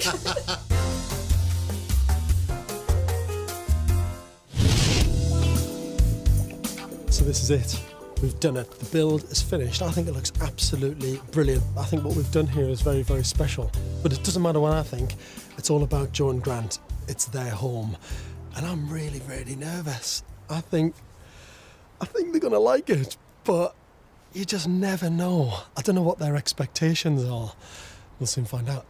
Grant and Joe have really missed their friends and family while they've been away, so they've all come out to celebrate their return. Downstairs used to be an absolute disaster. A cramped living room, an alfresco utility room, and a kitchen you couldn't swing a cat in. Now it's all changed. This room is bang up to date. There's plenty of storage, and I hope it has the wow factor they were looking for. Oh my God.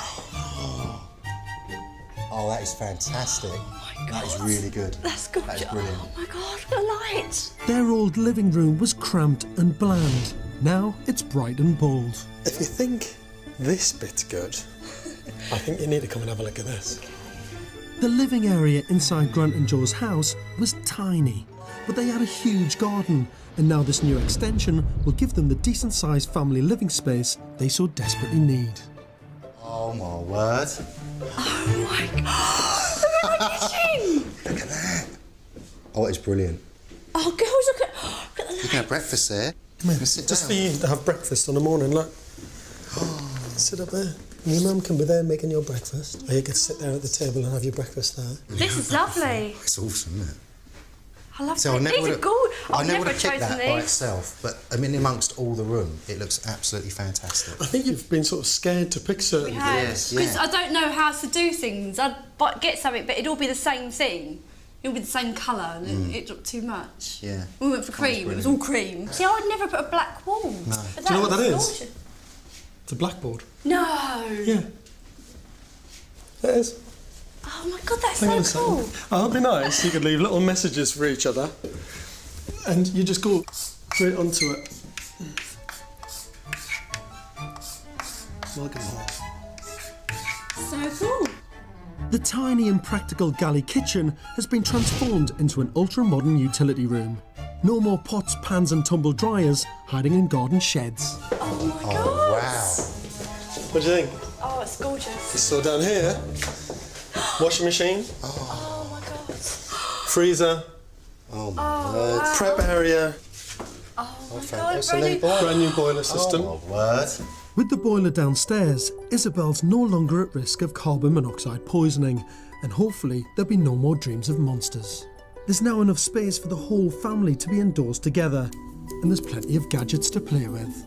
Remote control for your blinds. Watch. Close them. How posh is that? Now, it's actually one of the most important things for me was to have all the glass on the doors coming up and meeting the glass of the roof, so that the house feels special for you. And the new doors open the extended living area outdoors for those balmy summer days. You know, before you were coming out the little side door over there from the kitchen, you were coming through the little door on the back through here. There was no real link between the inside of the house and the outside. Now look at it. It's beautiful. 3 metre wide doors, all the way out into the garden in the summer. It's brilliant. I mean, we would never ever have done this, would we? Exactly. It's beyond what we'd ever had the imagination for. But on the other side of the utility room, we've squeezed in even more. You've got a ground floor loo. And look, no light switch anywhere, apart from walk in, no hands, Oh wow! on a sensor. Oh my God, that's so cool. Lack of storage has been the bane of this family's life. But now their dark and dingy landing and inaccessible loft have been converted into a dual-level storage facility with daylight flooding through the house. Oh my God! Oh my God. Look at that. This is probably one of the smallest houses that I've done work in, to be honest. It doesn't feel like that anymore. No. No. I absolutely love it.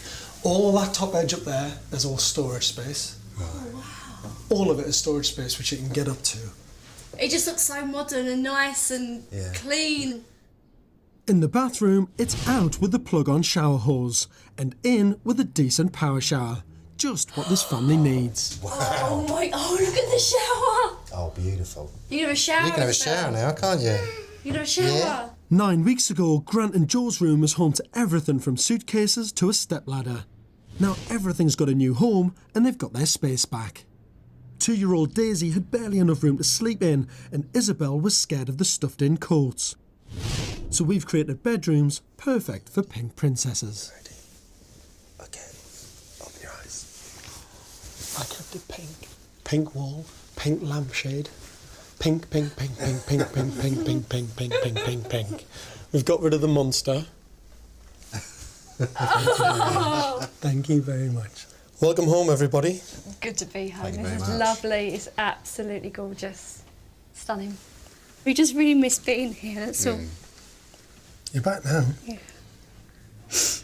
It feels really nice. The girls miss being here. I'll have a now you've got me going. You've definitely got me going. Look at that. No one makes me cry. Look. I think I might need one then. Yeah, go on. I'll run the news. Now that they're happy, it's time for Grant and Joe's friends to have a peek and pass verdict. Fantastic. Absolutely. Wouldn't even think it was the same place. I just want so much light, it's beautiful. It's fantastic. I'm moving in. Grant and Joe put their life savings on the line and were brave enough to take a massive gamble. Looks like it paid off. I know I'm going to wake up tomorrow, come downstairs and think, where am I? Cheers. Welcome home. Cheers, George. Welcome back home as well. Thank you so much. We just feel like the luckiest people in the world. That was just so lovely. They're a fantastic family, and the house that they had before just didn't work for them. But to see the look on their faces now, to see them get so emotional and actually make me quite emotional was just amazing. It just shows what homes really, really mean to people, and it makes it all worthwhile. It's just, we're so grateful for everything that everyone's done for us. And they were dreamt that sort of like design touches and... Putting our trust in George has been the best thing we've ever done. The house feels like home. I feel quite comfortable with the kids here, and it's a place that I think we'll be really happy in. I'm on my way to meet artist Dom, his wife Claudine, a telecoms manager, and their 3 children, 8-year-old Anya, 5-year-old Marley, and toddler Leon. The challenge really is for me to turn it into a fantastic family home, but I think I'm going to have to come up with some pretty creative ideas. And the only way that I'm going to test out what the problems are with their house is to move in.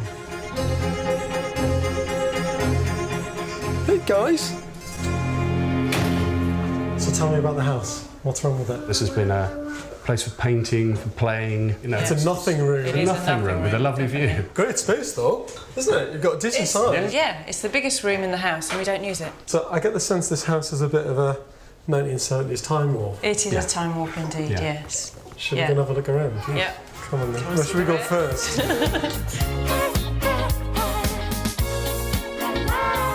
They weren't kidding. This place looks like it was last decorated when the Bee Gees were top of the charts. Let me see this. Look at this. It is. I think you should keep it. I think it's a great. timepiece. So It do definitely is a This timepiece. is brilliant. A lot of people love it. Do you want to keep this like this? No. Definitely No, not. absolutely not. No. No. Quite happy for it to go. There's a great sink in here. There's a wonderful sink. This? Don't laugh at my toilet. Look at that. That is a cracking 1970s sink. I've had some lovely times in there. I don't want to know the detail, mate. Okay, that's enough. There we go. There's our kitchen. Oh my God, look at that. That's something my dad would do. When you're cooking, doesn't matter whether it's morning, evening, all the lights on the ceiling, spotlights, and then the lights underneath the cupboards as well. Do you want to see our boiler? There's You've an got so there's many an offer. interesting things to show me, haven't you? See, come and see our boiler. All this way. Come and see my toilet. Come and smell our What's in here? It's a bit of an old... Oh, man. It's a beast. It's a bit dangerous. Isn't It is a beast of a boiler. Apparently it's supposed to, I can no, actually it's supposed to smell. smell like that. It's supposed to smell like that. Apparently it's supposed Who to told give you off a smell. A boiler man, yes. I've never heard so much crap in my life.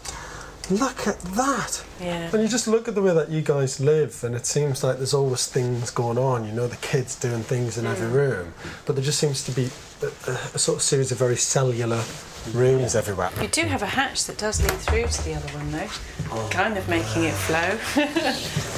Look at that. They've got to bring these back, haven't they? They're so bad. Despite the hatch, this wall is interrupting the flow of space on the ground floor, leaving an outdated kitchen adjoining an unused room.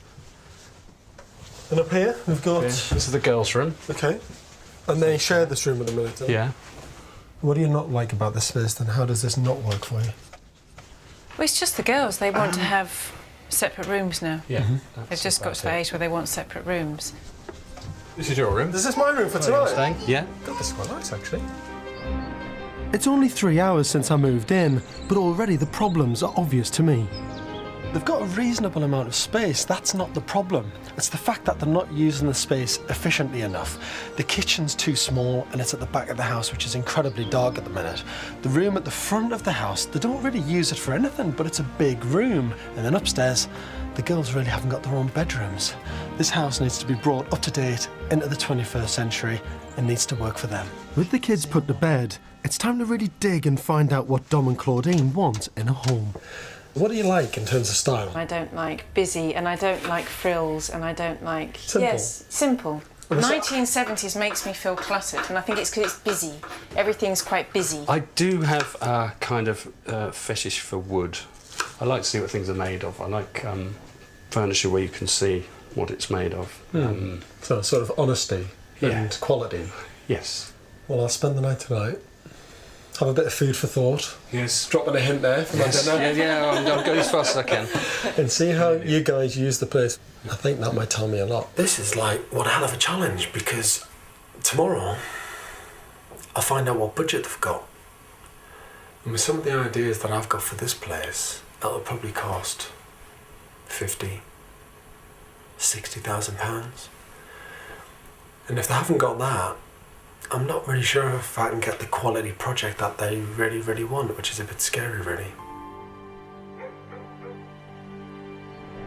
It's the family's final morning in their 1970s home. In a few hours, they're going to be moving out and handing over their house to me. Are you worried or apprehensive about anything? I mean, it's a lot of trust to hand over probably your prize asset, your lovely home. We've been at a standstill with this house for so long that anything that happened to it, I think, would be a move forward, really. So, girls, in 5 minutes' time, you go to school, and that's it. There won't be any coming back for weeks. We're going to clear everything out and change the house completely. So what is it you'd like to save? One thing. My teddy bear. Oh, you can keep your teddy bear. And what about you?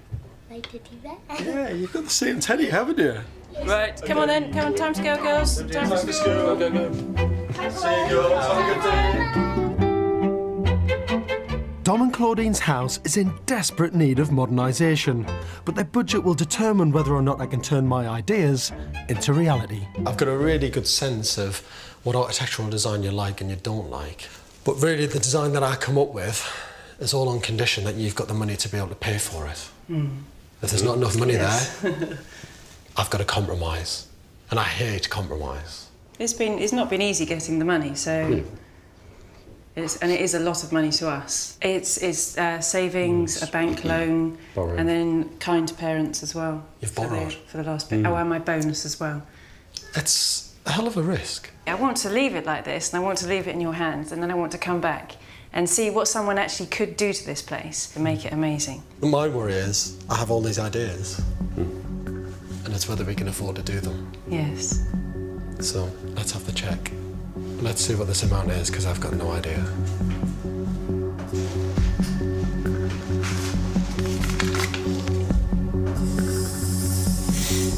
But will they have enough cash?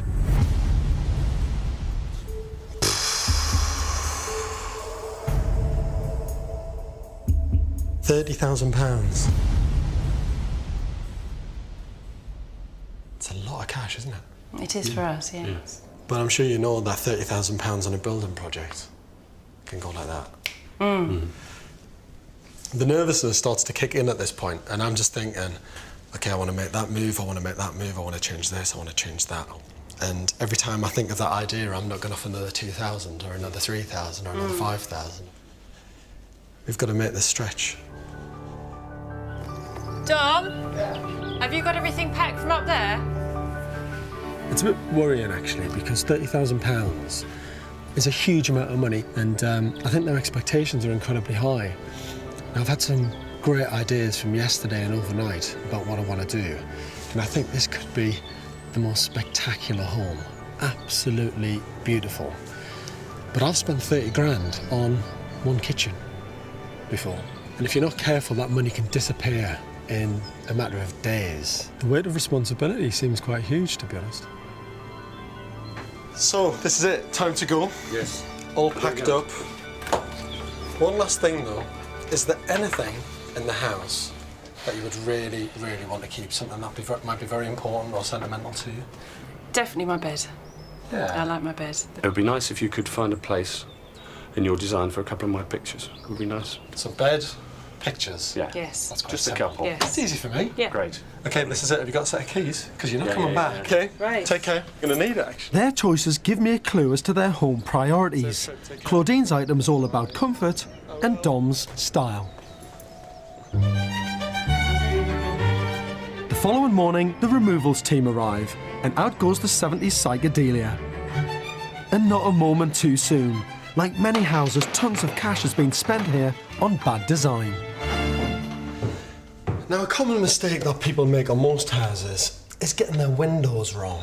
When you think we live in an age now where everybody wants as much natural light into their house as possible, you've really got to think about the shape, size of windows, and kind of what they're made out of. It's a nice picture window off to the distance there, but the sill level is so high. So if you've got kids, they're down here somewhere. They don't get to see anything. They've got no visual link with the outside.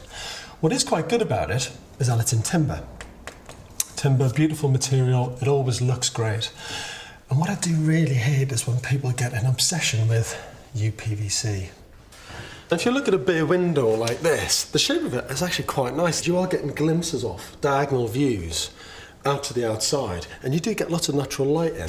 What I don't like is the fact it's white UPVC.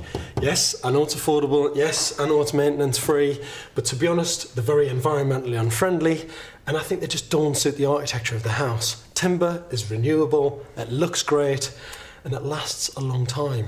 White plastic is not good. While the builders continue to rip out the remnants of this dark and dingy home, I've got one pet hate, which I really need to get off my chest. One of my biggest gripes in the world about interiors is Artex. I've never quite understood why anyone did it. It was hugely fashionable in the 1970s, and over a third of our homes still bear the scars, despite one leading building society claiming it's one of the top 10 things to put potential buyers off your home.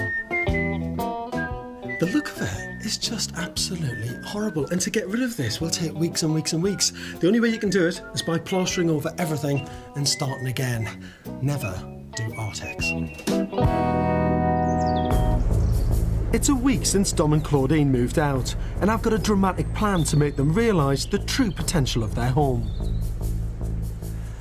As an architect, I've been trained to understand space and light. As soon as I walk into a house, I can see what I can do with it. But for Dom and Claudine, they've lived in this building for years with all of that 1970s furniture. They can't understand the potential of the home. So what I've decided to do is strip everything out and spray everything white. For the very first time, they'll meet their naked house.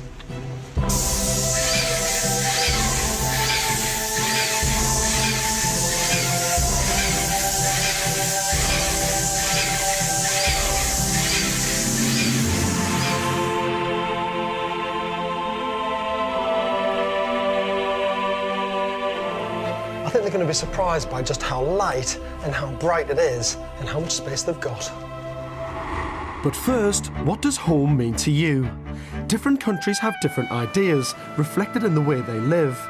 Fellow architect Angela Brady is on a mission to unlock style secrets from around the world. Tonight, she's seeking inspiration from a country which is the undisputed champion of open-plan living, Denmark. Copenhagen is considered the design capital of Europe, and there's a lot we can learn from them about stylish living. The Danes design everything from Bang & Olufsen to Lego. Everything is top quality design. For a population of only 5 million people, they've got some of the world's leading designers, particularly when it comes to home living. And one of the beauties about Danish design is the craftsmanship and its timeless nature. I want to get to grips with what it is that makes design here so special, and to see if there are any secrets we can reproduce back home. I think the key elements that are reflected in their design are it's utilitarian and very practical, but it's beautiful. There's nothing that's ostentatious or out of place or out of keeping. It's all very friendly, just like the people themselves. This house outside Copenhagen sums up just about everything that's unique about the Danish idea of home.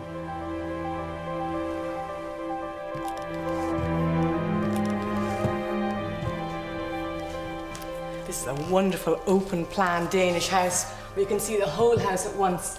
The Danes excel with natural materials, and even this reconstructed column, you can see it's kind of split and everything like that.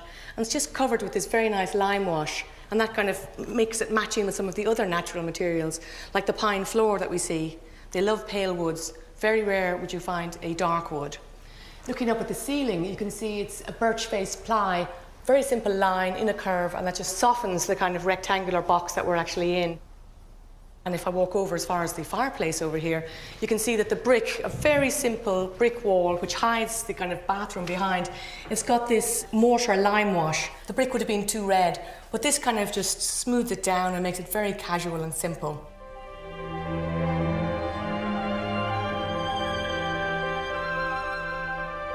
It's a simple way of living where the kitchen and the dining room are all open plan with the living room.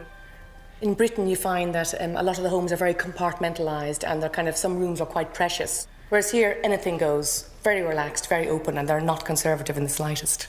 And this sums up the Danish attitude to open plan living, because from the living room, behind this very low screen, we actually have the bedroom. A lot of Brits might find this quite hard to take, that the bedroom is actually within the open plan space. But in Denmark, this is quite normal, and all of the bed linen is actually tucked away behind the cupboards, out of sight. It's just a wonderful Danish way of living simply and perfectly. This house is owned by architect Knud Holscher and his wife Henny, who designed and built it in the 1990s. It is now used by the whole family. What's the most important thing to you about living in the open plan? Well, the most important thing, I think, is the great space we have all the time, because we don't have corridors, we don't have all these walls, and we have a screen where we can sleep behind, and sometimes I go half an hour earlier to bed than Henny because I come from work. And so is that earplugs and a blindfold, or is this just you get used to it? It just works, yeah. He's a fantastic sleeper. When all the family are together, it must be wonderful for you all to be within the same space. Yes, of course. It can be a little bit noisy as well. Would that be the only disadvantage to living in an open plan? A little bit of noise every now and then? Yeah. Attention to detail using simple natural materials help make this a stunning communal family home. But the beauty of this house is not just about the interior. I think a very big part of Danish design is the connectivity to nature, and the inside and the outside, there's very little difference between the two. So they bring nature in, and then the transparency. It's not as though it's an enclosed box, it's a very open box, so lots of light, lots of space, and you can just walk out into nature very easily. I love this house, but we can't all live in a secluded wood. However, if the Danish style takes your fancy, I'll be revealing a few key items later which can help you to get the look. The last time Dom and Claudine saw their house, it was full to bursting with 70s clutter, which little did they know, I finally laid to rest. Morning. How are you? Hello. I've had to come up with a way to make you see the potential space that you've got in this house. Okay. Because before there was so much stuff. And the idea for this is that you come in and you see the house the way it really is, stripped back completely. This is the first time that you're going to meet your naked house. Right. Come on in. Exciting. See, what you've got to remember is this is purely for an architectural reason, to understand the space and light that you've got in this house. Oh my God! Was that hard to do? Yeah. Only now it just feels like a little cold cell, but how did you get a bath in here? And a sink, and 3 children? And it was a big bath. It was very wide, yes. This is what their kitchen used to look like. Now stripped bare, I can reveal its true potential. How was an entire kitchen in here? It's like being in a caravan. It's amazing how much stuff you can get into a little box. The biggest move in the house is obviously this wall's going to come down. Pulling down this wall adjoining the lounge will completely transform the way they live in their house. I'm going to give them a glimpse of what it could look like. Yeah, I'm going to keep the doorway here. I've got a doorway sort of down in this in this direction at the bottom down there. I think that's fine. What you're going to have here in the space is you're going to have a dining table, which is going to be sitting here. It's not going to be huge, but just enough so that you've got about 4 or 5, 6 chairs. The thing that I think that would be lovely about this space, once we've knocked through the wall, is that it becomes a fantastic family area. You're standing here at the kitchen, where we are now, and that's your view. You're looking all the way through the space. You're seeing the trees in the distance, and you can see the dining table in its place as well. It sounds just the best plan. And one I don't think, would we have thought of this? Probably not. We know how we're going to be living from now on in. It's you just kind of given us a picture of, how our lives are going to be. Well, not obviously how our lives are going to be, but how we are going to live in our house from now on. So in through here, the other side of the kitchen, I've put up an existing plan of what it's like now, just so I can sketch through. It's going to touch on quite a big decision for you here, because this wall comes out. Dining table. They've agreed to the adjoining wall coming down, but now they face a real dilemma. You've got doorway here, and then you've obviously got the big access we want. Were you going to keep the door into the kitchen from the back as well, then? That's the decision. Oh, right. Is your big, big decision. A door might not seem like a big deal, but it will have a huge effect on the ground floor layout. Keep the door and there'll be another access point. Block it up and there'll be extra storage space. Because now that I've knocked through here... Block it off. Well, what you've got, just so you know, just before you make it... Hang on a sec. My God. Knock it off. She's straight in there, isn't she? The only problem is the dead end aspect. I've been absolutely torn by it, because if it was my house, I would do it. I see nothing to be torn about. I wouldn't think twice I would do it, because the kitchen is 10 times better, and I get so much more storage. For the sake of the kitchen, it has to be done, I think. The big room at the front just is perfect. Perfect. Yeah, it kind of blows you away. Perfect plan. And that will definitely, it'd be lovely. The next thing I want to change is this window. The reason being, I think the sill level is way too high. I think you've got the most fantastic view in that direction. And also I think the shape of it just doesn't suit the architecture of the rest of the spaces, really. So what we're going to do, it's a hell of a lot of work, actually. Because you've got a lintel here at the minute, which is curving over and supporting the rest of the brickwork above. Oh, goodness. So I need to rip all of that out. It's a big old structural job, and I need to put a big lintel up at this level. And what I'm going to do is open the window up so it comes down here. Squared off. Across the top like that. All the way down here. What I quite like to do is come down to about this level, go all the way along to there, and then here create really the most fantastic window seat. Oh. Brilliant, thank you. Wonderful idea. The idea of the window is just, that is something that had never entered my head. So that's really exciting, the fact that I'd never even envisaged that, which is lovely. That was brilliant. It was absolutely brilliant. Even I got a buzz, to be honest, just seeing their faces light up with the drawings and the sketches and talking about the design. I was chuffed to bits. Coming up, killer boilers. Are you sleeping with a time bomb? How they didn't kill their children, goodness knows. And what your choice in sofas reveals about you. If we get this, it's kind of divorce time. Dom and Claudine have given me £30,000 to create their perfect home. Better get cracking.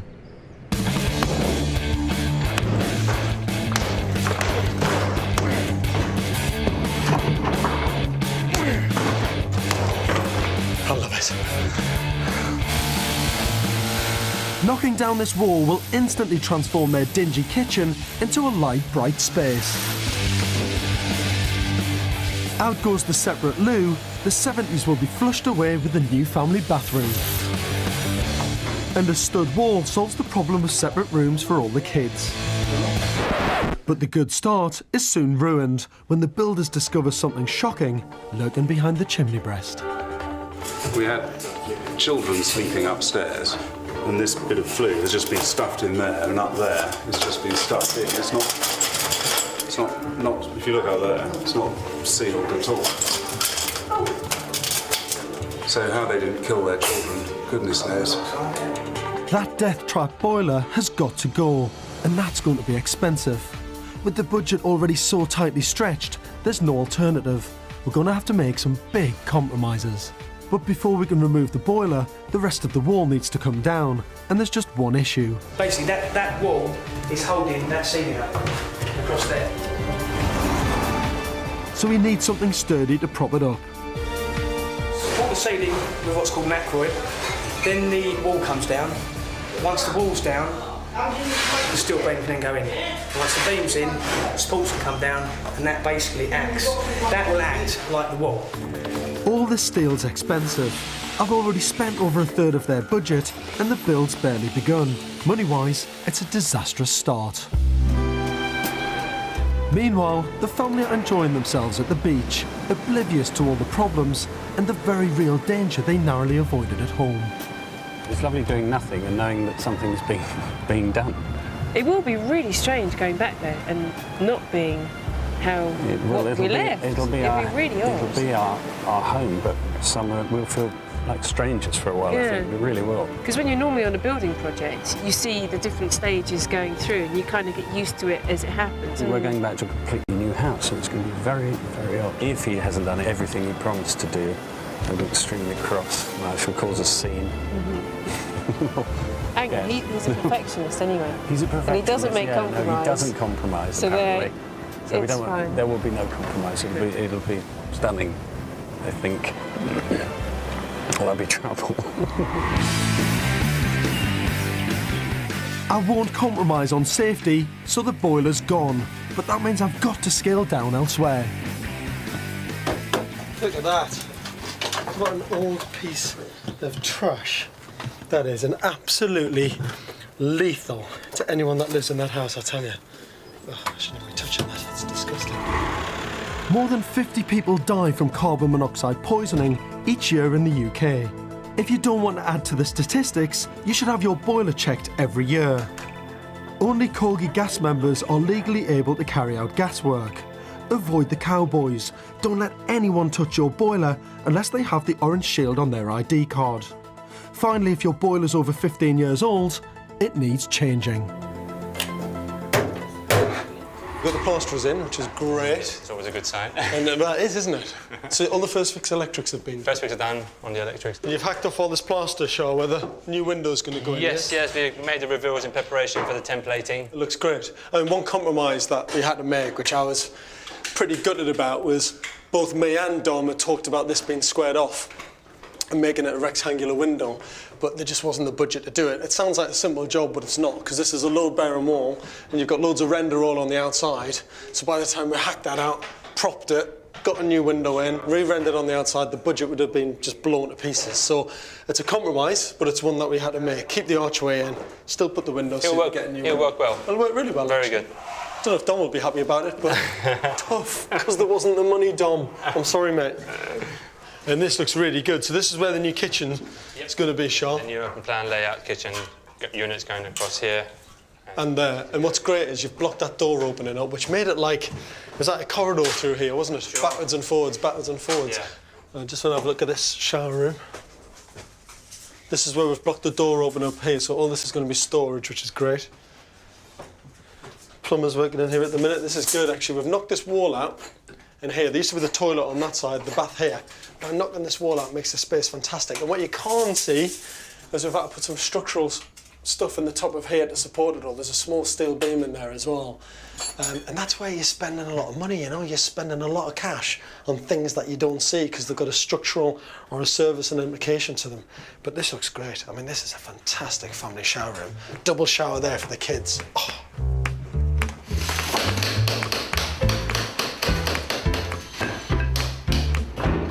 While the kitchen's been fitted, I'm off to meet Dom and Claudine to try and gain an insight into what they consider good taste, so I can get a clear idea how to furnish their home. Your home and all your personal belongings within it say so much about your character and personality. So if you were a sofa, which one would you be? Memories, experiences and our relationships all have a bearing on our day-to-day style choices. And if you live together as a couple, then it can be very much about compromise. I brought Dom and Claudine to this prop house where they've got to find their dream sofa. And it'll be interesting to see what it says about them. Now that reminds me of my parents. 1970s sort of, isn't it comfortable? But no, definitely not. You might dismiss your parents' style, but don't underestimate their influence. Subconsciously, many of us end up replicating features from our childhood homes. I like this sort of thing. It reminds me of the sofa we had at our first house when I was growing up. It just reminded me of it. I love this. And actually, I think Claudine might go for something like this because it's modern in style, very beautiful, but very wide and incredibly comfortable. I think she'll go for comfort over the look. Now with Dom, I think this is going to be tricky because he just loves any contemporary, well-designed furniture. And I think Dom will absolutely love it. They do it in another colour, which is white, which he might go for that. And this sofa is very beautiful. It's not that comfortable. And I think this says a lot about him.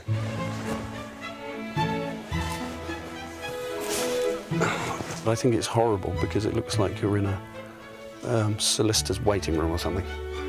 It's just, it's slightly offensive.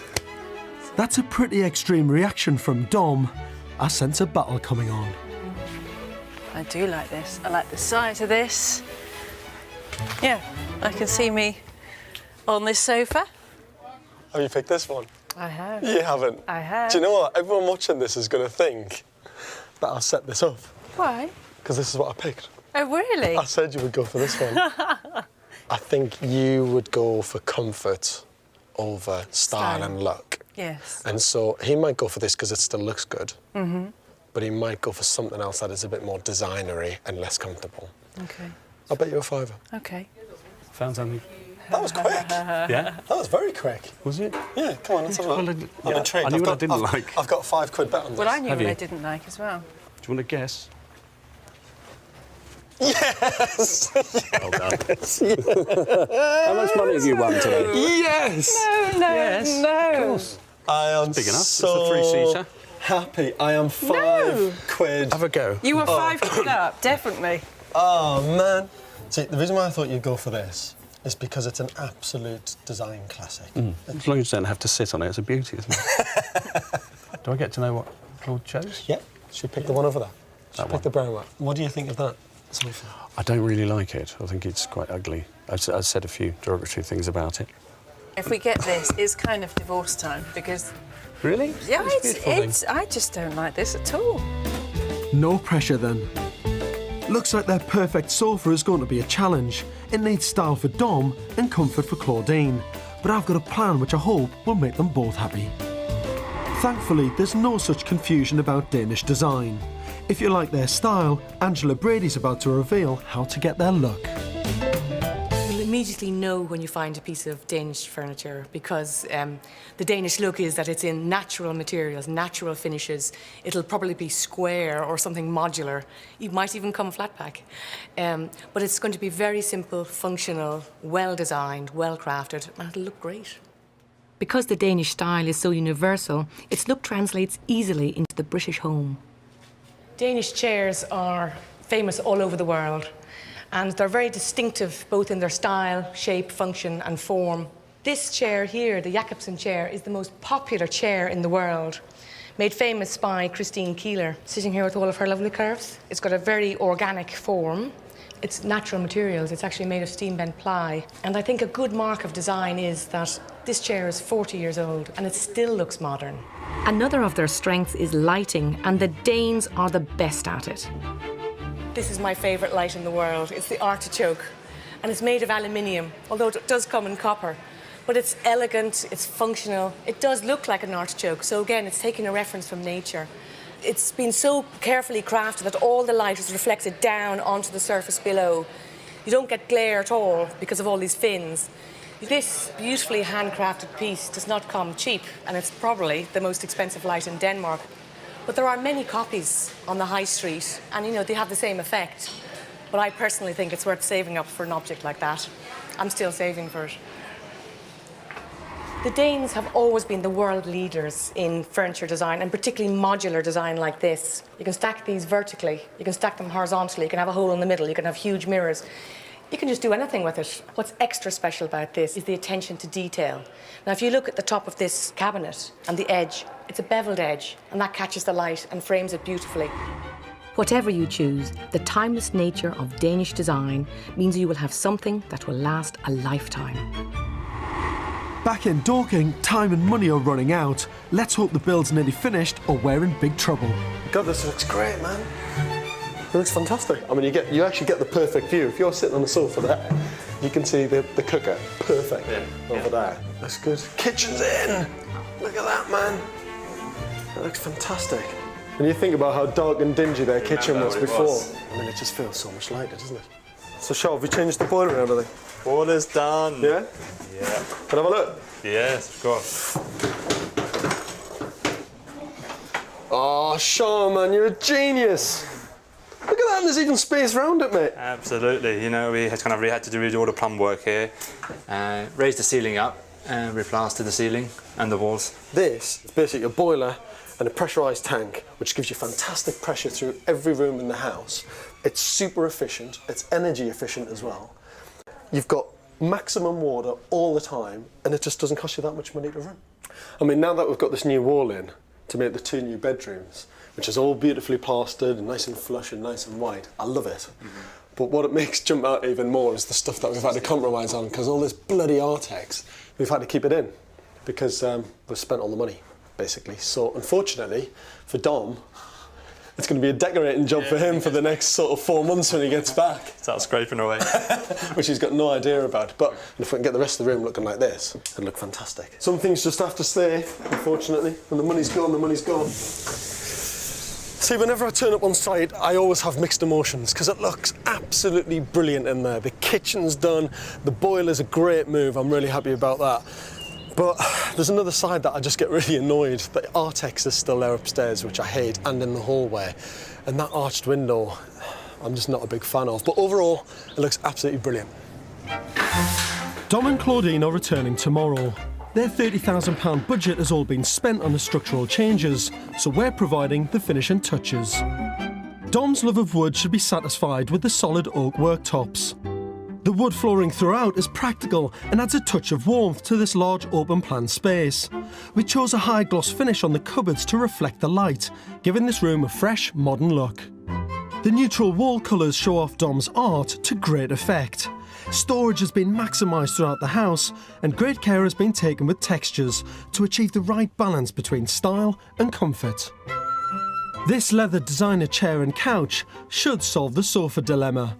They look great and they're hard wearing, perfect for a family with 3 kids. I'm unbelievably nervous. I mean, these guys have put everything on the line for this. They've taken a risk with me, with all of their savings, extended their mortgage, taken a loan, the whole lot, and this is it. I'm actually scared stiff. Dom and Claudine's friends and family have turned up to welcome them back to their new home.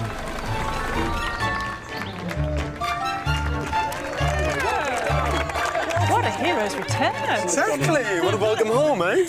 You ready? Yes. Oh, look at that painting. This is it. Come on. Oh my. Oh my God. Oh wow. Oh, that's lovely. Oh, that is lovely. And there's the sofa between the 2 of us. Well, I went for that sofa because I went for the dark colour that you liked. Yeah. But it's Le Corbusier, original style, modernist that you like. It is, it's a core. It's not quite as deep as I wanted it to be for you. No. Not quite as deep, but I had to fit it in quite a small space. Yes. You two have just gone too quiet. I'm like thinking, oh my God, do they like it or not? Yes, I absolutely love it. Now this is for you. Now this is an original Eames chair. Lovely. Thank you. And the window seat was still a little bit of a compromise. When, in the budget, I wanted to square this off because you wanted it square. Yeah. To be honest, the cost involved with squaring that off, I had to put new lintel in, I'd have to re-render the outside. It works fine, though. It works beautifully. You like it? Yeah. No, it's fine. Thank God for It that. does, because it looks beautiful. It really does look beautiful. By knocking down the wall, we've created a ground floor flooded with light and an open plan space the whole family can enjoy together, with the lounge diner flowing through to the kitchen. What I've done, because I've blocked up this opening here, which you had before, and taken out all of that 70s stuff, I even got rid of your boiler. Your boiler, honestly, was lethal. You had gas leaking out of the boiler itself. The flue was all snapped and broken, so all heat that was, all the carbon monoxide that was coming out of it was going into the kids' bedrooms. Blimey. I mean, serious. Well, it was something I used to lie awake at night about, thinking, oh, I've got to get that boiler sorted because it smelt wrong. Just a few weeks ago, this kitchen was a dark 70s disaster, but the structural changes have maximised the space and light. Oh, New God, balustrading to keep it safe. Balustrades. Yeah? Carpet. Yeah. I've put no more falling through. I've moved the door to here, and then I've given you storage all the way along there. 3 kids means a lot of clutter. These huge cupboards are a stylish way to hide it all away. Come on in. Oh, wow. I've put a walk-in shower for you. Oh, my Lord. New toilet, new sink, all new tiles, shower So control. much bigger, isn't it? It's just, yes. Lighter. You're lighter. Brighter. Yeah. And it's changed the shape of the house as well, without walking down through there. Yeah, but that was just a dead space, really, and it was the darkest place in the whole house. Yeah. Their tiny outdated bathroom and toilet has been knocked through. It's now equipped with this extra-large remote control shower, heated towel rail and mirror. The result is a modern, fresh and highly efficient bathroom. Dom and Claudine used to have a drab and soulless bedroom, but the new colour scheme and warm lighting add much-needed ambience and makes this a soothing room to escape to. Here we go. Oh my goodness. I kept your big bed. Yay! I do. The 2 girls used to share one room. Now I've fulfilled their dream, giving them rooms of their own in their favourite girly colours. Wow. Oh, Molly. Molly. Oh, baby. Oh, my Lord. Oh. Close your eyes. Oh my goodness. Anya, this is your bedroom. Wow. Oh my goodness. This is all your bedroom. This is really grown up, isn't it? What do you think? Very grown up. It's my room. Your own room. Phew, one happy family. Time for curious friends and neighbours to have a look. I think it's lovely, absolutely beautiful. It's great for Dom and Claude, you know, it's completely changed. You know, clean environment compared to what it was like before, which was pretty awful. It's lovely. Well, this is beautiful. This has made the best of the view, and otherwise the room would be dark. But the sunset's over there, so you're going to get all of this lovely yellow-red colours come through and light up the dining room. Beautiful. Did you see that? That was him for Try this one. Fantastic. Amazing. Absolutely amazing. Staggering. We can't believe it. Neither can I. Absolutely beautiful. I'm very jealous.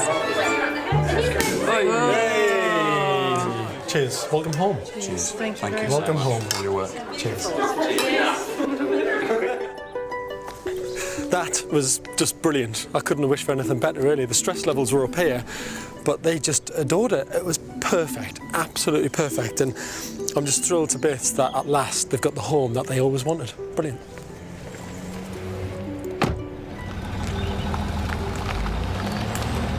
I'm absolutely thrilled to bits. I keep trying to remember what it used to be like coming in that door, and I cannot see the old house anymore. It's so beautifully done. Yeah. The doors are perfection, the floors are lovely.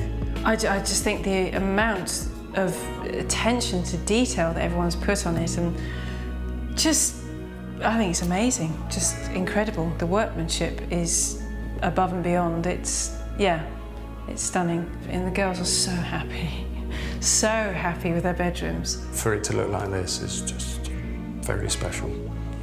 And everyone's worked so hard, and we're very grateful. I'm on my way to Brixton to meet children's wear agent Pippa, music venue owner Simon, and their 3 boys, 8-year-old Joe, 5-year-old Ollie, and 4-year-old Sam. Simon and Pippa live in a typical Victorian home, but they've kind of fallen out of love with it. And along with that, they've got 3 young boys who are wrecking the place. So the challenge for me is to come in, redesign it, and turn it from this ransacked house into a beautiful home again. And the only way I can find out what the problems are is to move in.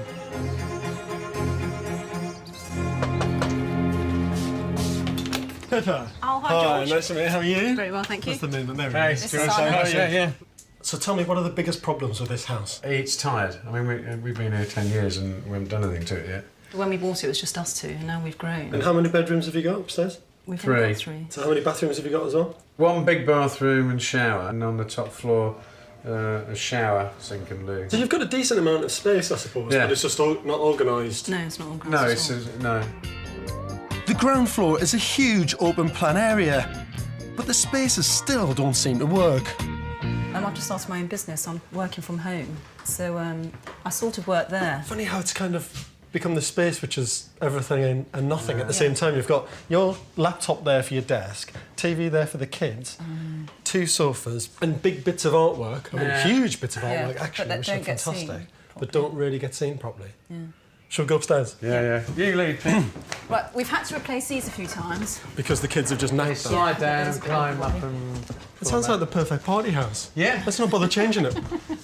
Oh, I was going through a mint phase. Oh my God.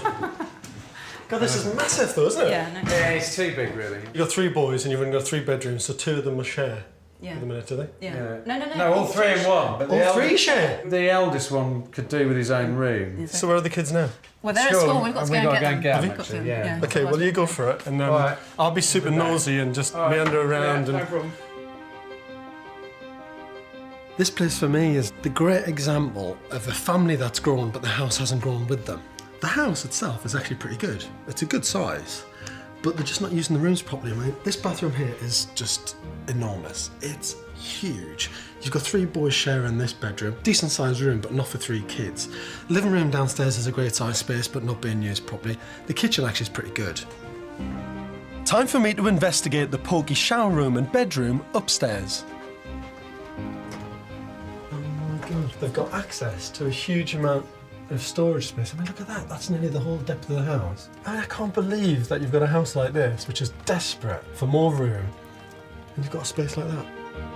Discovering space like this is an architect's dream and could radically influence my plans. And this is not a bad room, actually. Decent storage. I mean, it's a small double rammed in the corner, but it's still not bad. Hi, George.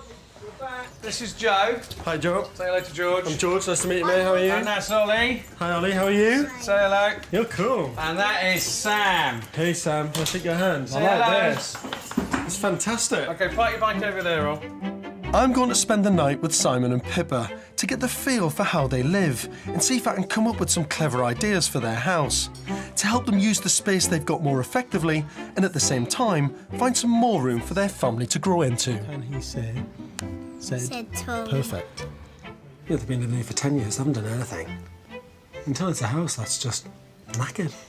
The worst rooms, I think, is the bathroom. Actually, the bathroom's just a shambles. It's miserable. The shower's grim. The challenge is to make this place look like a lovely home. Well, here's to your old house, I see. Cheers, yeah. Cheers. And I hope they've got some money, because if they haven't, I'm really screwed. In the morning, it's time for me to road test their shower. There's nothing better in the morning than a fantastic, beautiful power shower to set you up for the day. Let's see what this one's like. Oh my God. Look at the state of the shower curtain, right? I can't stand them. Look. That is absolutely minging. That is disgusting. I mean, that must have been there for years. All right, now for the shower test. Cheap shower curtains like this are one of my biggest gripes. Look, my arse is even hanging out. I really hate them, but as over 1 million shower curtains are sold in the UK each year, someone must be buying them. If you do have one, you should replace it every 2 years. But how many of you actually do that? It's cheaper in the long run to get rid, and alternatives don't have to cost a fortune. I'll show you some later. So this is it. Pippa and Simon are in there packing up the house. I spent the night last night, got some really strong ideas, I think, about how I could turn this house around. I think the downstairs, the kitchen, dining area is pretty good. The living room definitely needs sorting out. They're not using that properly at all. But the challenge is the extra bedroom they need, a good family bathroom, but it all depends on their budget. And this is where I get the check to find out just how much they've got. To be honest, a house like this, you could spend £300,000. To do the changes that I'm thinking of, you're probably going to need 50, I think, just to do a half-decent job. If they're well short of that, we're in trouble. What does it mean to you to be walking out of the house now? How do you feel about it? I am very, very nervous. You're looking at your hand there. I know. I am shaking. I am. Are you? Yeah. I'm quite relaxed about it. You're not. No, I'm not. I really do feel a bit scared at the moment. Yeah. I feel very emotional. I might start crying. Oh, Actually. no, that's Yeah, no, I'm worried. So quite an emotional time, moving out, Yeah. leaving me, partial stranger, to do the house that you really want to make into a home for a long, long time. Mhm. It's a big deal. Very big deal. This is the serious bit. I can have all the ideas in the world, but it all comes down to the money. Moment of truth. How much cash have we got to do this house? The big plans I have in mind all depend on how much money they have. Let's hope it's enough. Simon, Pippa and their 3 young boys love the house they've lived in for the past 10 years. But it's bursting at the seams and they've asked for my help to transform it. What I've got in mind will set them back about £50,000 minimum. Now it's all down to money. Do Simon and Pippa have enough?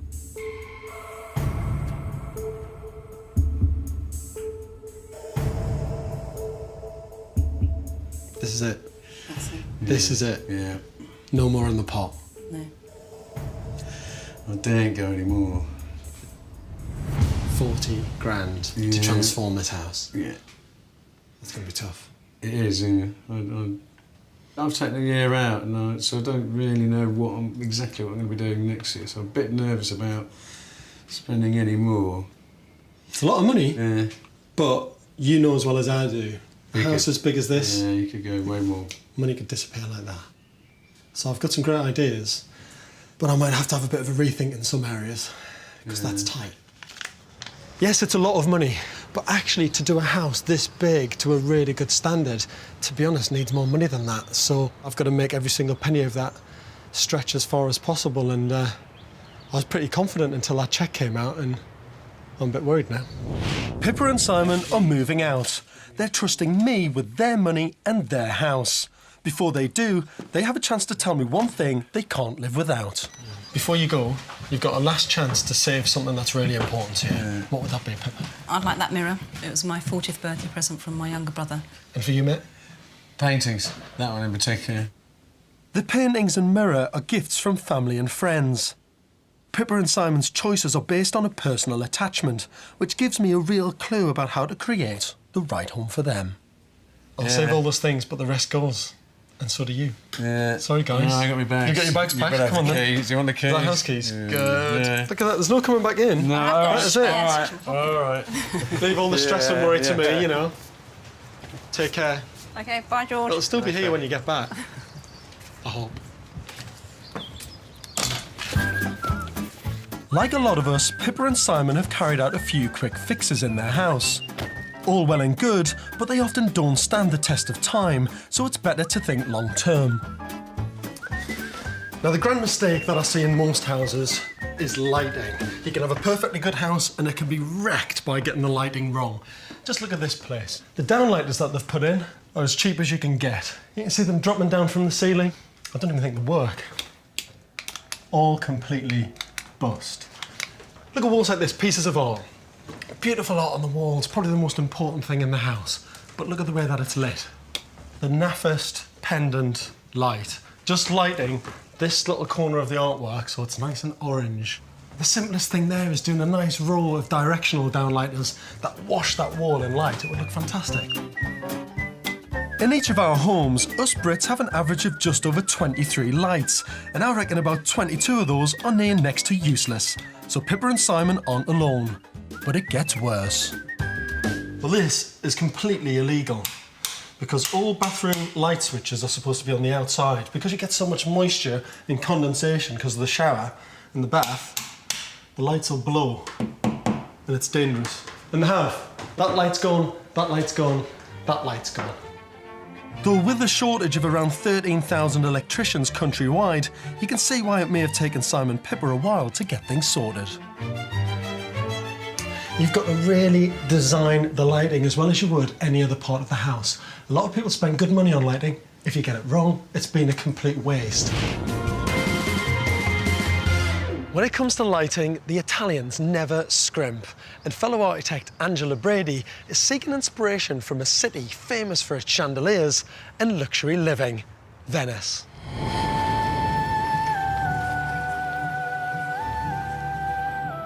One of my all-time favourite places in the world. When it comes to timeless design, Venice is in a league of its own.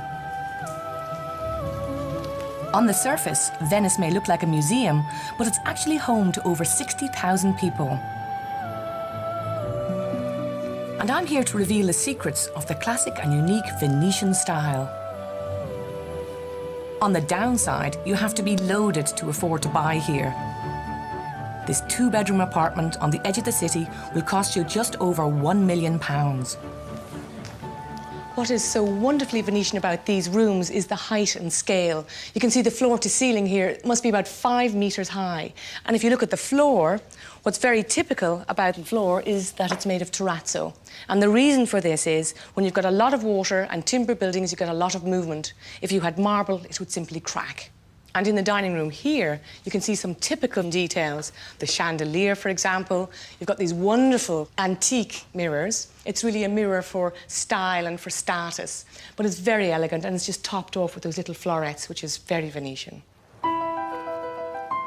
At the top end of the scale, a palazzo will set you back at least £24 million. This one on the Grand Canal is one of the best examples of Venetian design in this city. It's highly decorative on the outside. And Venice is such a theatrical city. Everything is done in kind of big, grand gestures, just like this. Having arrived by boat, guests are taken up to the Piano Nobile, or grand floor, to be greeted by more opulence.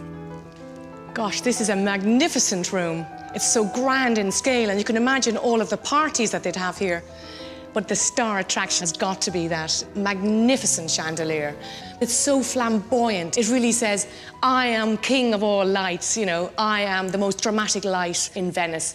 And this is what the actual people who live in palazzos are showing off. This is just a little touch of my wealth. The hallway is a very important space. It's a room in its own. Not like in Britain, where the hall is really where you come in and hang up your coat and you can just squeeze by the stairs. They're much smaller spaces and never used for entertaining. They use their hallway as a grand gesture. It's the meet and greet. It's showing your guests into your home. It's a magnificent kind of first impression of what must lead on to something better. Off the main hall at the front of the palazzo are the grand family rooms, designed to be comfortable and no less impressive. What this room is all about really is, it's about fabrics, it's about texture, it's full of opulence, it's theatrical. And the Venetians were the biggest traders in silks and in velvets. And you can see here some fine examples of the silk damask pattern. And what I like about this is that they fit in very well with the large print fabrics on the walls because it's such a large room. It's kind of very fanciful, very playful, and very Venetian. This chintzy look might not be to everybody's taste, but it is typical of Venice. The palazzo is owned by Filippo Gaggia and has been in his family for generations.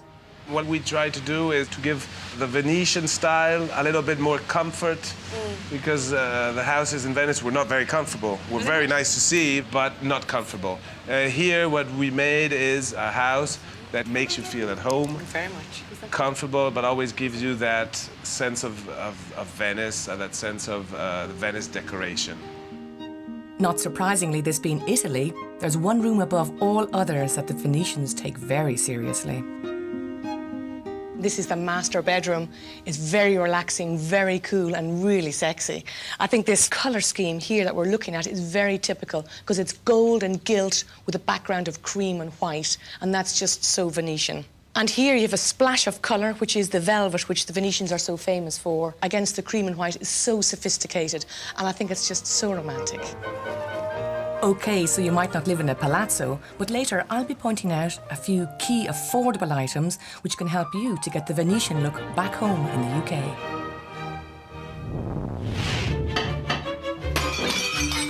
Back on dry land, the family have moved out, so time is of the essence when it comes to transforming this house into a home. The builders crack on with ripping everything out, stripping the house back to its bare bones. The only way you can understand architectural space and light really, really well is to get rid of all that stuff and spray the place white.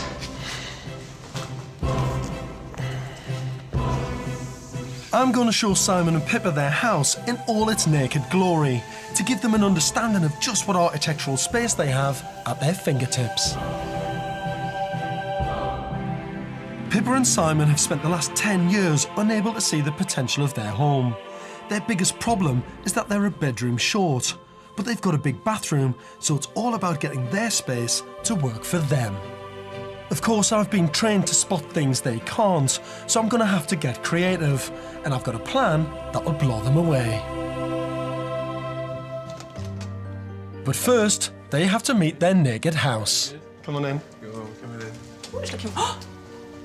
It's white out! It looks nice and clean. I don't feel like it's our home, because there's just nothing of us here. It is, like you say, just blank and empty. But I think it's really important to see the architectural qualities that it's got right now. This has been Pippa and Simon's home for a decade, so of course it holds a lot of emotional attachments. This is where I gave birth to, I'm going to start crying, to Sam. So this, you know, I remember the bath was there, and it just sort of evokes memories of Sam. It's been your house for such a long time, you are so closely attached to it. And it is brutal. I've come in and gone, whew. Lovely light coming through from up here. Again, with everything white, it's sort of bouncing around a lot more. So this was your shower room. The holy grail for me with this project has been to give the family more space.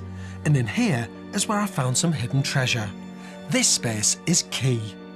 I have a plan to use it to raise the ceiling in the room below, currently the family bathroom, and transform that into a clever bedroom. OK, guys, we're going to talk about the new design. I can't believe I'm giving this away. My master plan all starts in here, the former family bathroom. I'm going to carve this space here. Yeah.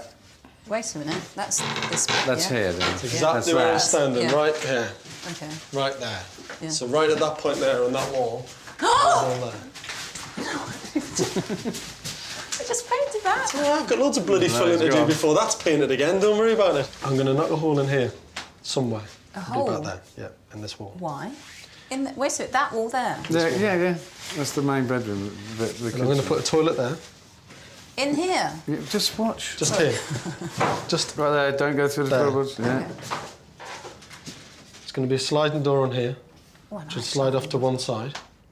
The plan is to create space by shifting this adjoining wall to give an ensuite shower room to the boys' bedroom, which should eventually look like this. And what I'm going to do here... How are you going to knock a door down? How are you going to put a door there? To make room for this will mean moving the existing door. Stud wall here. Bang. New door. Look, I'm going to do that. It's falling apart now. Oh! Can I have a go? See what I mean? Stop it! It's coming out anyway. I'm going to start getting upset Stop. Unless you didn't like the design, and then I'm buggered.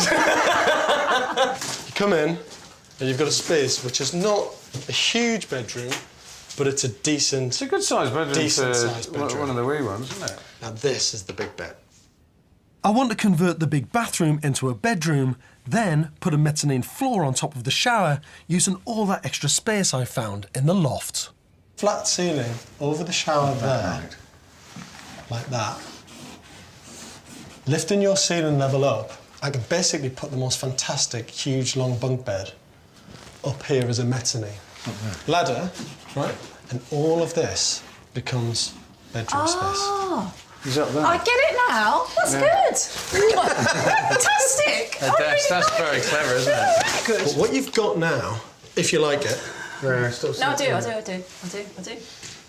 is you've got 4 really, really good bedrooms. But what you've also got is a fantastically efficient kids' bedroom in here. Fantastic, yeah. So when I've nicked the space for the shower, I've given the bed back above the shower so the space isn't compromised. I was hoping to be delighted, but actually this is Ecstatic. Yeah, it's going to look same here. fantastic. I can't believe what he's going to do, but I sort of feel very calm because I think actually he can do it, and I do trust him now because I think he will absolutely transform my house into something phenomenal.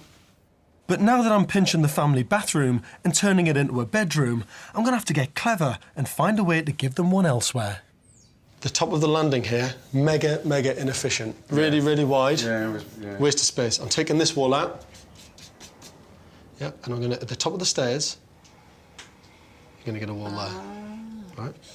A really good sized family bathroom. Yeah. There. Yeah.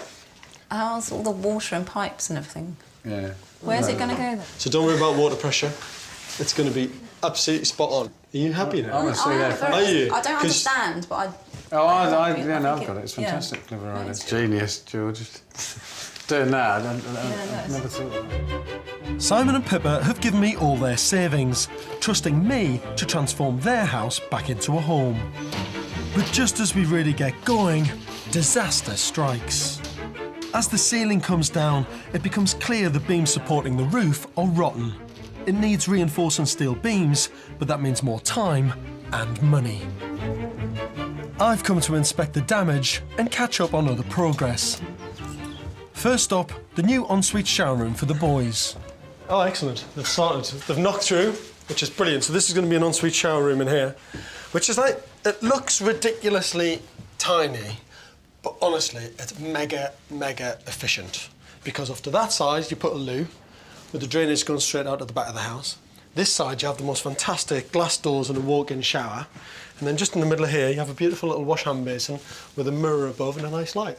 You cannot get a more efficient ensuite shower room than this. It'll be absolutely spot on. And by doing this, makes that bedroom just 1,000 times better. And this is the old family bathroom. This is great. What they've done here is they've built the wall, which is the back of the shower cubicle, which is for the guest bedroom on the other side. And up here, they've ripped out all the plaster ceiling. All those timbers that you can see there have all got to come out. Now, with this roof structure being in the state that it's in, and we've only noticed it when we stripped back all the plasterboard, we need to put some steels up there. The reinforced steel beams will support the existing timber ones, effectively carrying the roof. Now, we didn't budget for that much steel work. And to be honest, to put that right is probably going to cost another 1,000 quid in steel work and labour, at least, maybe even 1,200 quid. That's why you're always juggling numbers and you're always juggling the details, because if we spend 1,200 quid up there, we've got to find it somewhere else, which means we've got to compromise on the quality of the design. Now, this looks really good because at the top of the stairs, this was all hallway, which was a waste of space.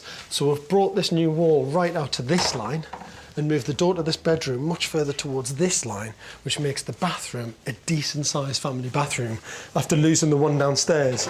And this is great. This is brilliant. I mean, yeah, OK, it's half the size of the one that they had before, but they couldn't have that one that size. It was just too big. This looks good as well, because I've moved this wall into the bedroom. But actually, this is a perfect-sized room for one of the boys, so you're nicking something off one room to give it back to another, but it works brilliantly. Overall, I'm really happy. I mean, let's not get ahead of ourselves. We've got tons of work to do yet. And if the structural changes, like in that roof, where we need steel work, blow the budget, then we're in a bit of trouble. With a fixed budget in mind, Angela's in glorious Venice, investigating how to get the look without breaking the bank. We saw earlier that the Venetian look is typically opulent, but thankfully you don't have to be a millionaire to bring this flavour and their style into your home. The key things of Venetian design are all about a dramatic statement. They're about flamboyance, about colour, richness and craftsmanship. Most of all, if you could come back with one element, I would say it would be a glass chandelier. There's something very magical about the quality of light in Venice. and local designers have sought to capture that magic and bring it into their own homes. These are just amazing. You see chandeliers everywhere in Venice, and the one that I particularly like here, among all of this grandeur and craft, is a more modest scale one that we'd like to have maybe back in Britain that will fit in one of our rooms. The glass has been handmade, twisted and turned, and then it's got all of these little flowers on very delicate stems. It's the delicacy of it, it's the craftsmanship, and that's what makes it so special. Each little flower is actually individually made, so there are none identical. And what's special is its use of colour, it's the purity of the glass, and it's the pure, elegant design. As I saw in the apartment, a mirror is a good way to help get that look. This is one of the most beautiful antique mirrors. It dates from the 1750s. What's particularly Venetian about this mirror is its flamboyance, its theatrical look. It's made up of many pieces and it's very colourful. And if you look, really close at this, you can see very, very fine lines of all that glass etching, and that's all done by hand.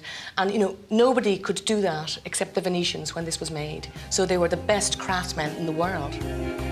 At over £24,000, an antique like this is out of most people's reach. But the same techniques are used today to make modern mirrors in the same style, but at a fraction of the price. This mirror is only 2 years old, and all of the crafts that we see in the older style mirrors are here again used the exact same way. Normally you would have a wooden frame around a mirror. Here, 200 little pieces have been very carefully hand carved and put together to make this flamboyant gesture, which could only be Venetian. For a final touch in rich palazzo luxury, think about textiles. This here is a most wonderful example of handmade Venetian fabric of today. It's top quality. It's rich in colour, in texture. It's almost voluptuous. And you can see here that we've got lots of floral emblems, very much like their chandeliers, very much like some of their carvings on their furniture. It's this continuing motif that we see across Venice. And fabrics like this can be used in upholstery. They can be used as a frame in themselves, on a wall.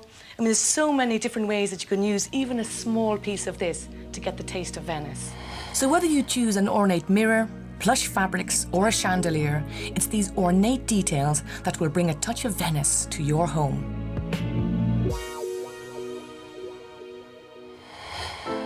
The budget situation in Brixton is now urgent. I'm needed on site and big decisions have to be made. I thought you'd be finished by now. No, I'm joking. How are we doing up here, Boris? Is it good? Okay. That looks good. Well, the plaster have just been in the end, as you can see, just skimmed the walls, so... Well, I'll tell you what, man. The old plaster is bloody good, mate. I mean, that's like glass, that. Very happy with that. How's my other room, Boris? Is it beautiful? It's open plan. It's a sort of deconstruction look. Kind of, yes. Why aren't the steels in yet? We've had a slight delay on the steels. How much time have we lost, do you reckon? About 10 days. See, the other main problem with this is delays cost money. Simple as that. If there's work not moving forward and there's guys on site and we've still got to pay them, the longer they're on site, the more money we've got to pay out, and we just can't afford delays, to be honest. The budget on this build is so tight. I'm trying to maximise every single bloody penny of it to get the detailing right, to get the spaces right, and to get the finishes right. And if I've got to fork out money to these guys sitting around not doing anything, then that's just a waste of time and cash, really. All because of some bloody steelwork. And another compromise, which I'm not happy about, to be perfectly honest, is this cylinder. I'd love to put it up there, because we've got loft space that we're not using. We haven't got the money. This is at least 8,000 quid's worth of work, and we just haven't got it. So, that stays. And the kids have got a hot water cylinder in their bedroom.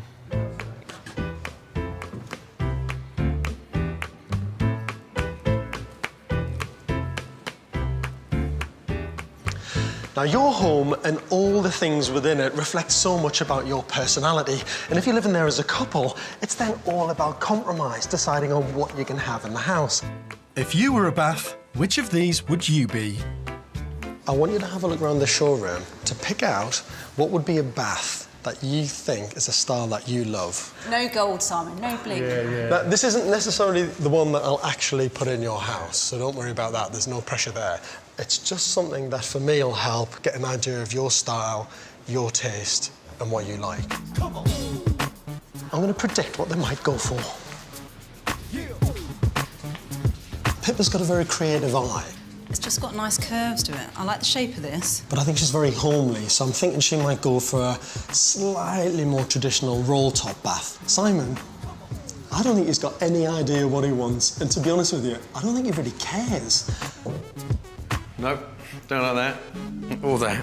I think because he's a bit wacky and a bit mad, he might just wander around and go, that one, and go for the maddest shape you can ever possibly imagine, but let's wait and see.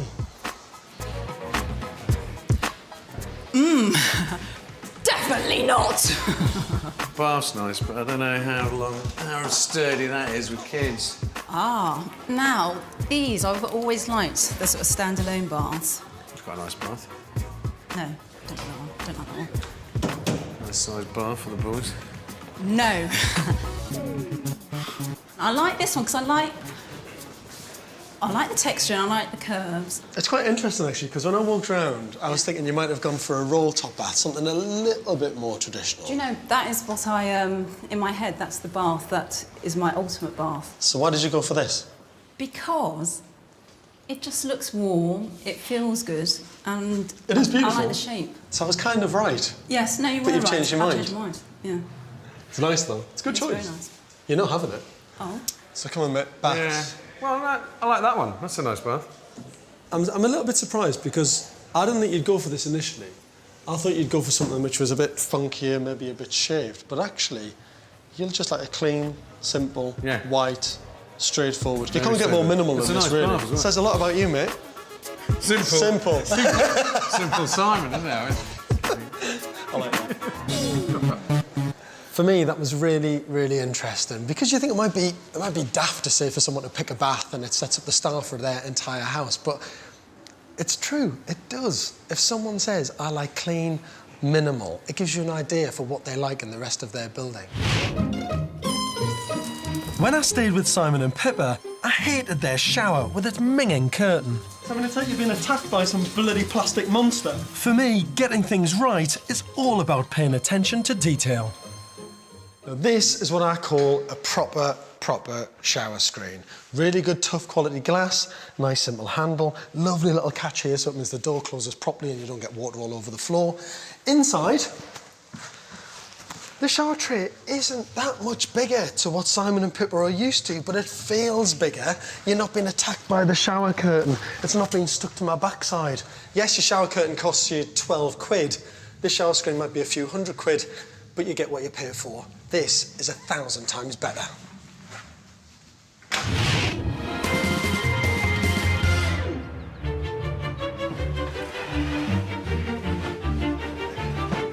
Finally, we can all heave a sigh of relief as the roof-supporting steels arrive. And it'll eventually support all the roof.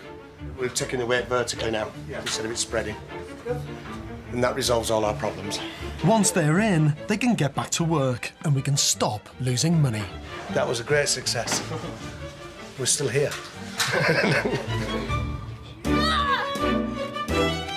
While we've been giving Simon and Pippa's house a new lease of life, they've remained in a state of blissful ignorance as to what's going on and all the compromises we've had to make along the way.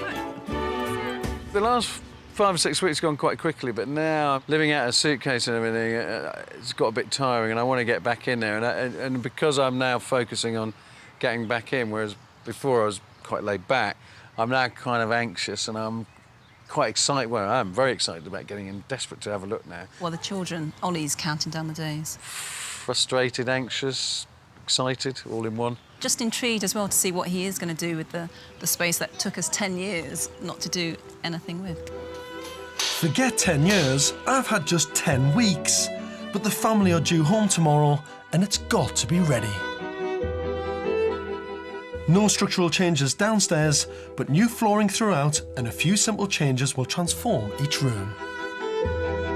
Simon and Pippa's budget has all been spent upstairs, adding an extra bedroom, creating a new bathroom and ensuite, and some rewiring. So we're going to make up the rest and provide finishing touches.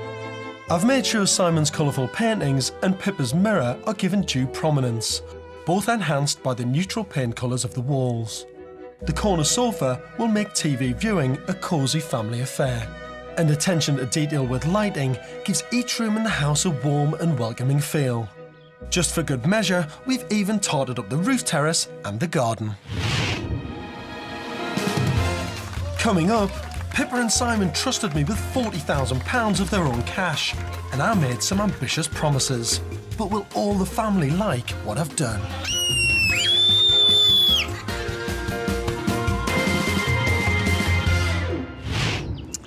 I'm always really nervous when any client comes to see their house when we've finished all the work. You know, these guys haven't been involved in it at all, really.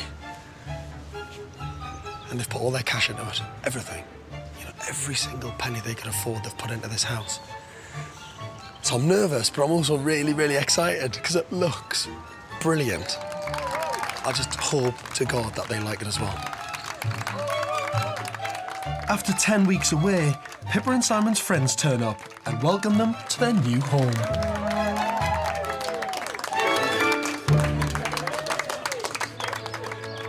Welcome home, guys.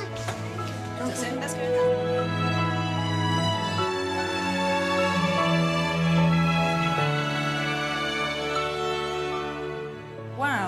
Wow.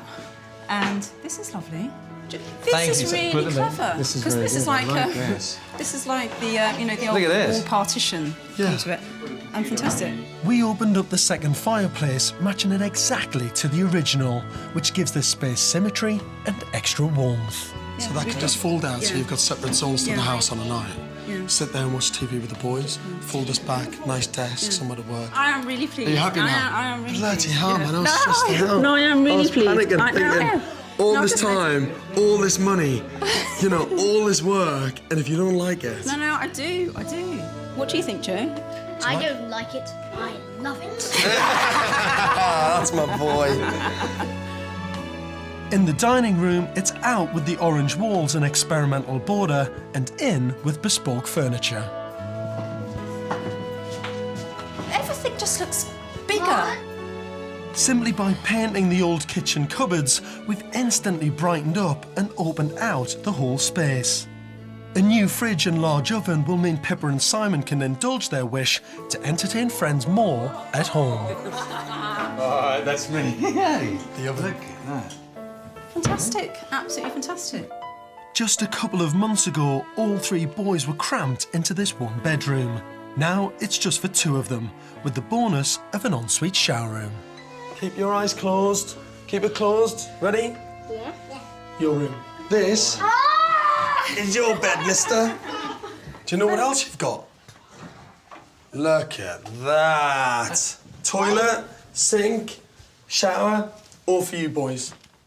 The colour scheme, the robust storage space and some boysy touches makes this room a perfect playful escape for Sam and Ollie. Tell me if you're happy. We're happy, but can we scream? You can scream if you want. Okay. Go on. Go on. You two boys are in here. This is your room. Joe, for the very first time, he's going to get his own bedroom. What was a bathroom and wasted loft space is now eldest son Joe's bedroom. Joe, this is your bedroom. Up there is your bed. Wow. This is your own bedroom for the first time, mate. Yeah, don't How'd you lean on the feel? glass then. Brilliant. Spectacular. Joe, a keen gymnast, will love climbing up and down to his bed. And his projection lamp at night will make this feel even more of a den. It is just... It's fantastic, isn't it, It's Joe? more than fantastic. It's incredible. By nicking some space from the landing and the adjacent bedroom, I've created a decent-sized family bathroom. The large mirror hides much-needed storage space, and warming natural tones on the walls, splash areas and surrounds gives this room a retreat-like feel. Yeah, I mean, seriously. Fantastic. This is not makeover. We haven't cut any corners. This is proper building. It is. And using dusky colours and rich textiles in the other bedrooms gives these once tired rooms a feeling of relaxed luxury. Brilliant, absolutely brilliant. That's fantastic. And the colours are lovely as well. For the first time, this house works. And it works for you. It works for your family, the way that you live. And that's really important for me. And just a few little shifts can make all the difference in the world to how a house works. And it's about spotting those key moves. I was nervous. And I was really nervous about coming today, but it is, I think, beyond what I expected. I'm a bit speechless, actually, which is rare for me. Yeah, I am as well. I just think it's absolutely fantastic. Thank you very much. That's just brilliant. Thank you. Now that they're happy, it's time for Simon and Pippa's friends to have a tour and pass verdict. Come on in. No, you're on check the whole place. That's fantastic. Amazing. It's very nice. It's amazing. Check the bathrooms in the kitchen. Oh my God! Look at this. Sorry, this is amazing. That is absolutely stunning. I think Joe's room is seriously, seriously cool. Our son will want to come and stay for a sleepover immediately. The use of the original bathroom, making it into a bedroom and making it an ensuite, very, very clever. Yeah. Do you like the bathroom? Very excellent. Love this. Hey, we did it. A toast to your new home. To our new home. Fantastic. And Cheers. thank you, George. Yeah. Thank you very much. And everyone else involved. Fantastic. Cheers. Cheers. That was really hard work, but well worth it. It just shows how good architecture can turn quite an ordinary house into a beautiful, beautiful home. And that just means so much to me. And luckily, a lot to them.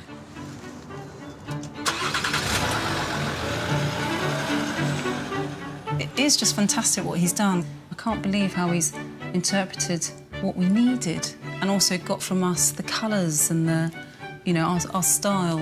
It was a bit of a gamble. It was a big gamble. There you go, and we're off. You know, no, I'm delighted. I think usually you move and you go up a level, but I think our house has just gone up a level. It's done a great job. I'm really happy. It's unbelievable. We love you, George. Yeah.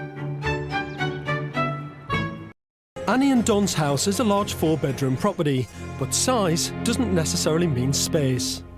The house is actually a good size from the outside when I've seen it. It's big. So I gather space maybe isn't the problem, is it just how you're using it? Even though it is a big house, it just doesn't work for all of us. What does home mean to you? I think family, isn't it? Yeah. Where everyone can feel comfortable and be themselves and be together. I mean, that's a very big thing for us, is to sit round the table together, which we do every night. So the family sound great, but the house isn't. Not quite. It drives me crazy, this house. So it needs a whole fresh look. Yes. From the very beginning. I like that. Something drastic, I think. Good. I like the sound of that. That sounds really good. Should we go and have a look around? Yes, lovely. Okay, great. Just off the kitchen is the conservatory dining room. A nice enough area, but the space just doesn't work for the family. As soon as there's 2 of you or 3 of you, you can't make a group. So you have to start dragging a chair across from over here, which, apart from the fact that it makes a horrible noise, means you're then blocking the door. I know exactly what you mean, though, because you've got this opening here and that opening there, so you're coming through this way, so it's a route. Coming through from that room, so it's a route. Yes. There's just no sort of calm space, is there? No. It's all sort of circulation at the same time. On the surface, the living room looks great, but to me, the space still feels awkward.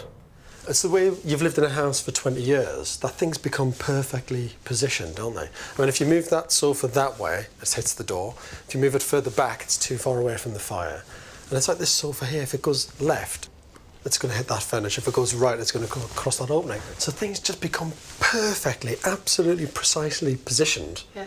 But it still doesn't work. It's really funny, because I'd never thought of it like that, but you've got it in one. I mean, and I've lived here for 20 years, and you've just walked in. Upstairs, Annie and Don share a small room at the back, while their 21-year-old daughter has the biggest room in the house. But I've just discovered a bigger problem. Heathrow. They come directly over my bedroom. The terrible thing is you get used to it. Do you? Yeah. I can't imagine ever getting used to it. It would drive me mad. Well, that's why we have to have this rather clunky double glazing. Secondary glazing. I was really looking forward to staying tonight until you told me about the flight path. On the top floor are 3 final rooms, the 2 boys' bedrooms and Don's music room. See, it's quite interesting, this house, because most people would look around it and say, well, it's fantastic. Look at the size of it, you've got all that space. But it's not really about that. They've got a big family, 5 adults, each with their own requirements, each living in a certain way. And most of the rooms just don't work. Small bedrooms, office spaces on the same level, a kitchen dining area downstairs, that just doesn't work either. I've got a feel for a lot of the problems now, but to try and come up with ideas of just what's unique to them, I'm going to have to spend the night and spend more time with them, I think. And this is the rest of the clan. Charlie, Will and Georgie. Now the space problem really hits home.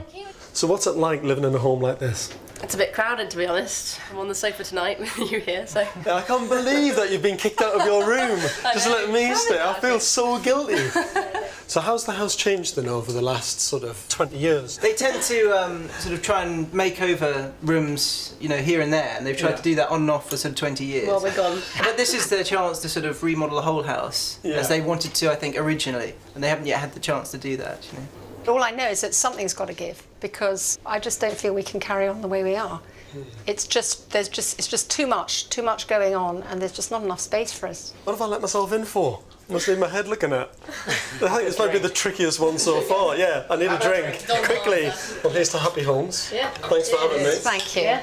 I think this will give you inspiration. Yeah, lots, I hope. Cheers. From spending time with them, it's clear the kitchen is the heart of the home. But it's not until after a night's sleep that I realised the extent of the problem with being on the Heathrow flight path. It's 6 o'clock in the morning, and I've been woken up by this. Just listen to this. Every 45 seconds, you have got the biggest aeroplane flying in to Heathrow Airport, making all that noise, and the secondary glazing that they've got does absolutely nothing.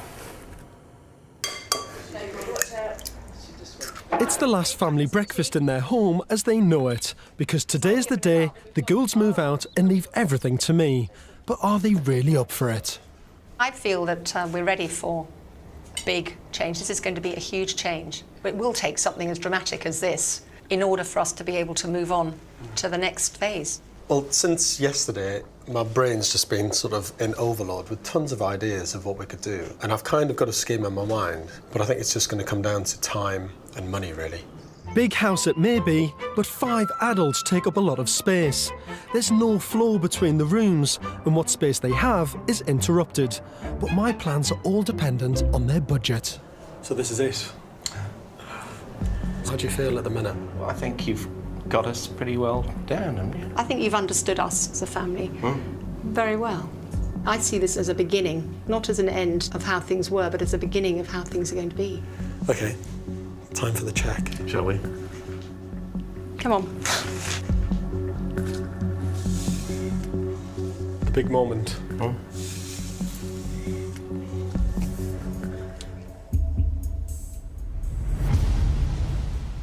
£60,000. Wow, and that is a lot of money. Even though this is a huge sum of cash, to do what I want to do here means I've got to stretch this and make every penny of it work as hard as possible. It's a big decision to invest in this home, but I think it's the right one. I promise you that I'll make this count. Now the money has been handed over, there's no turning back. It's time for the family to pack up and leave. If it works, it'll be fantastic, and if it doesn't, it'll be a bit of a disaster, I suppose. £60,000 is just a huge amount of money for these guys. And even though it's a lot of money, this is a big house. And I'm worried, to be honest with you. You like that one? Oh, yes. You could spend 60 grand just downstairs, getting a good quality finish. But I've got to make that work in nearly every single square inch of this house. So somewhere there's going to be a bit of compromise, but it's going to have to be done here to make it work, because their expectations are incredibly high for this. So the pressure's on. It's time to leave. You've been kicked out. That's a small bag for you. I'm quite impressed. Very impressed. That's about like it. That's all I have to say. See you in a few weeks. Have a good few weeks. Thank you. And I'll see you hopefully when it's done. Fantastic. Take care.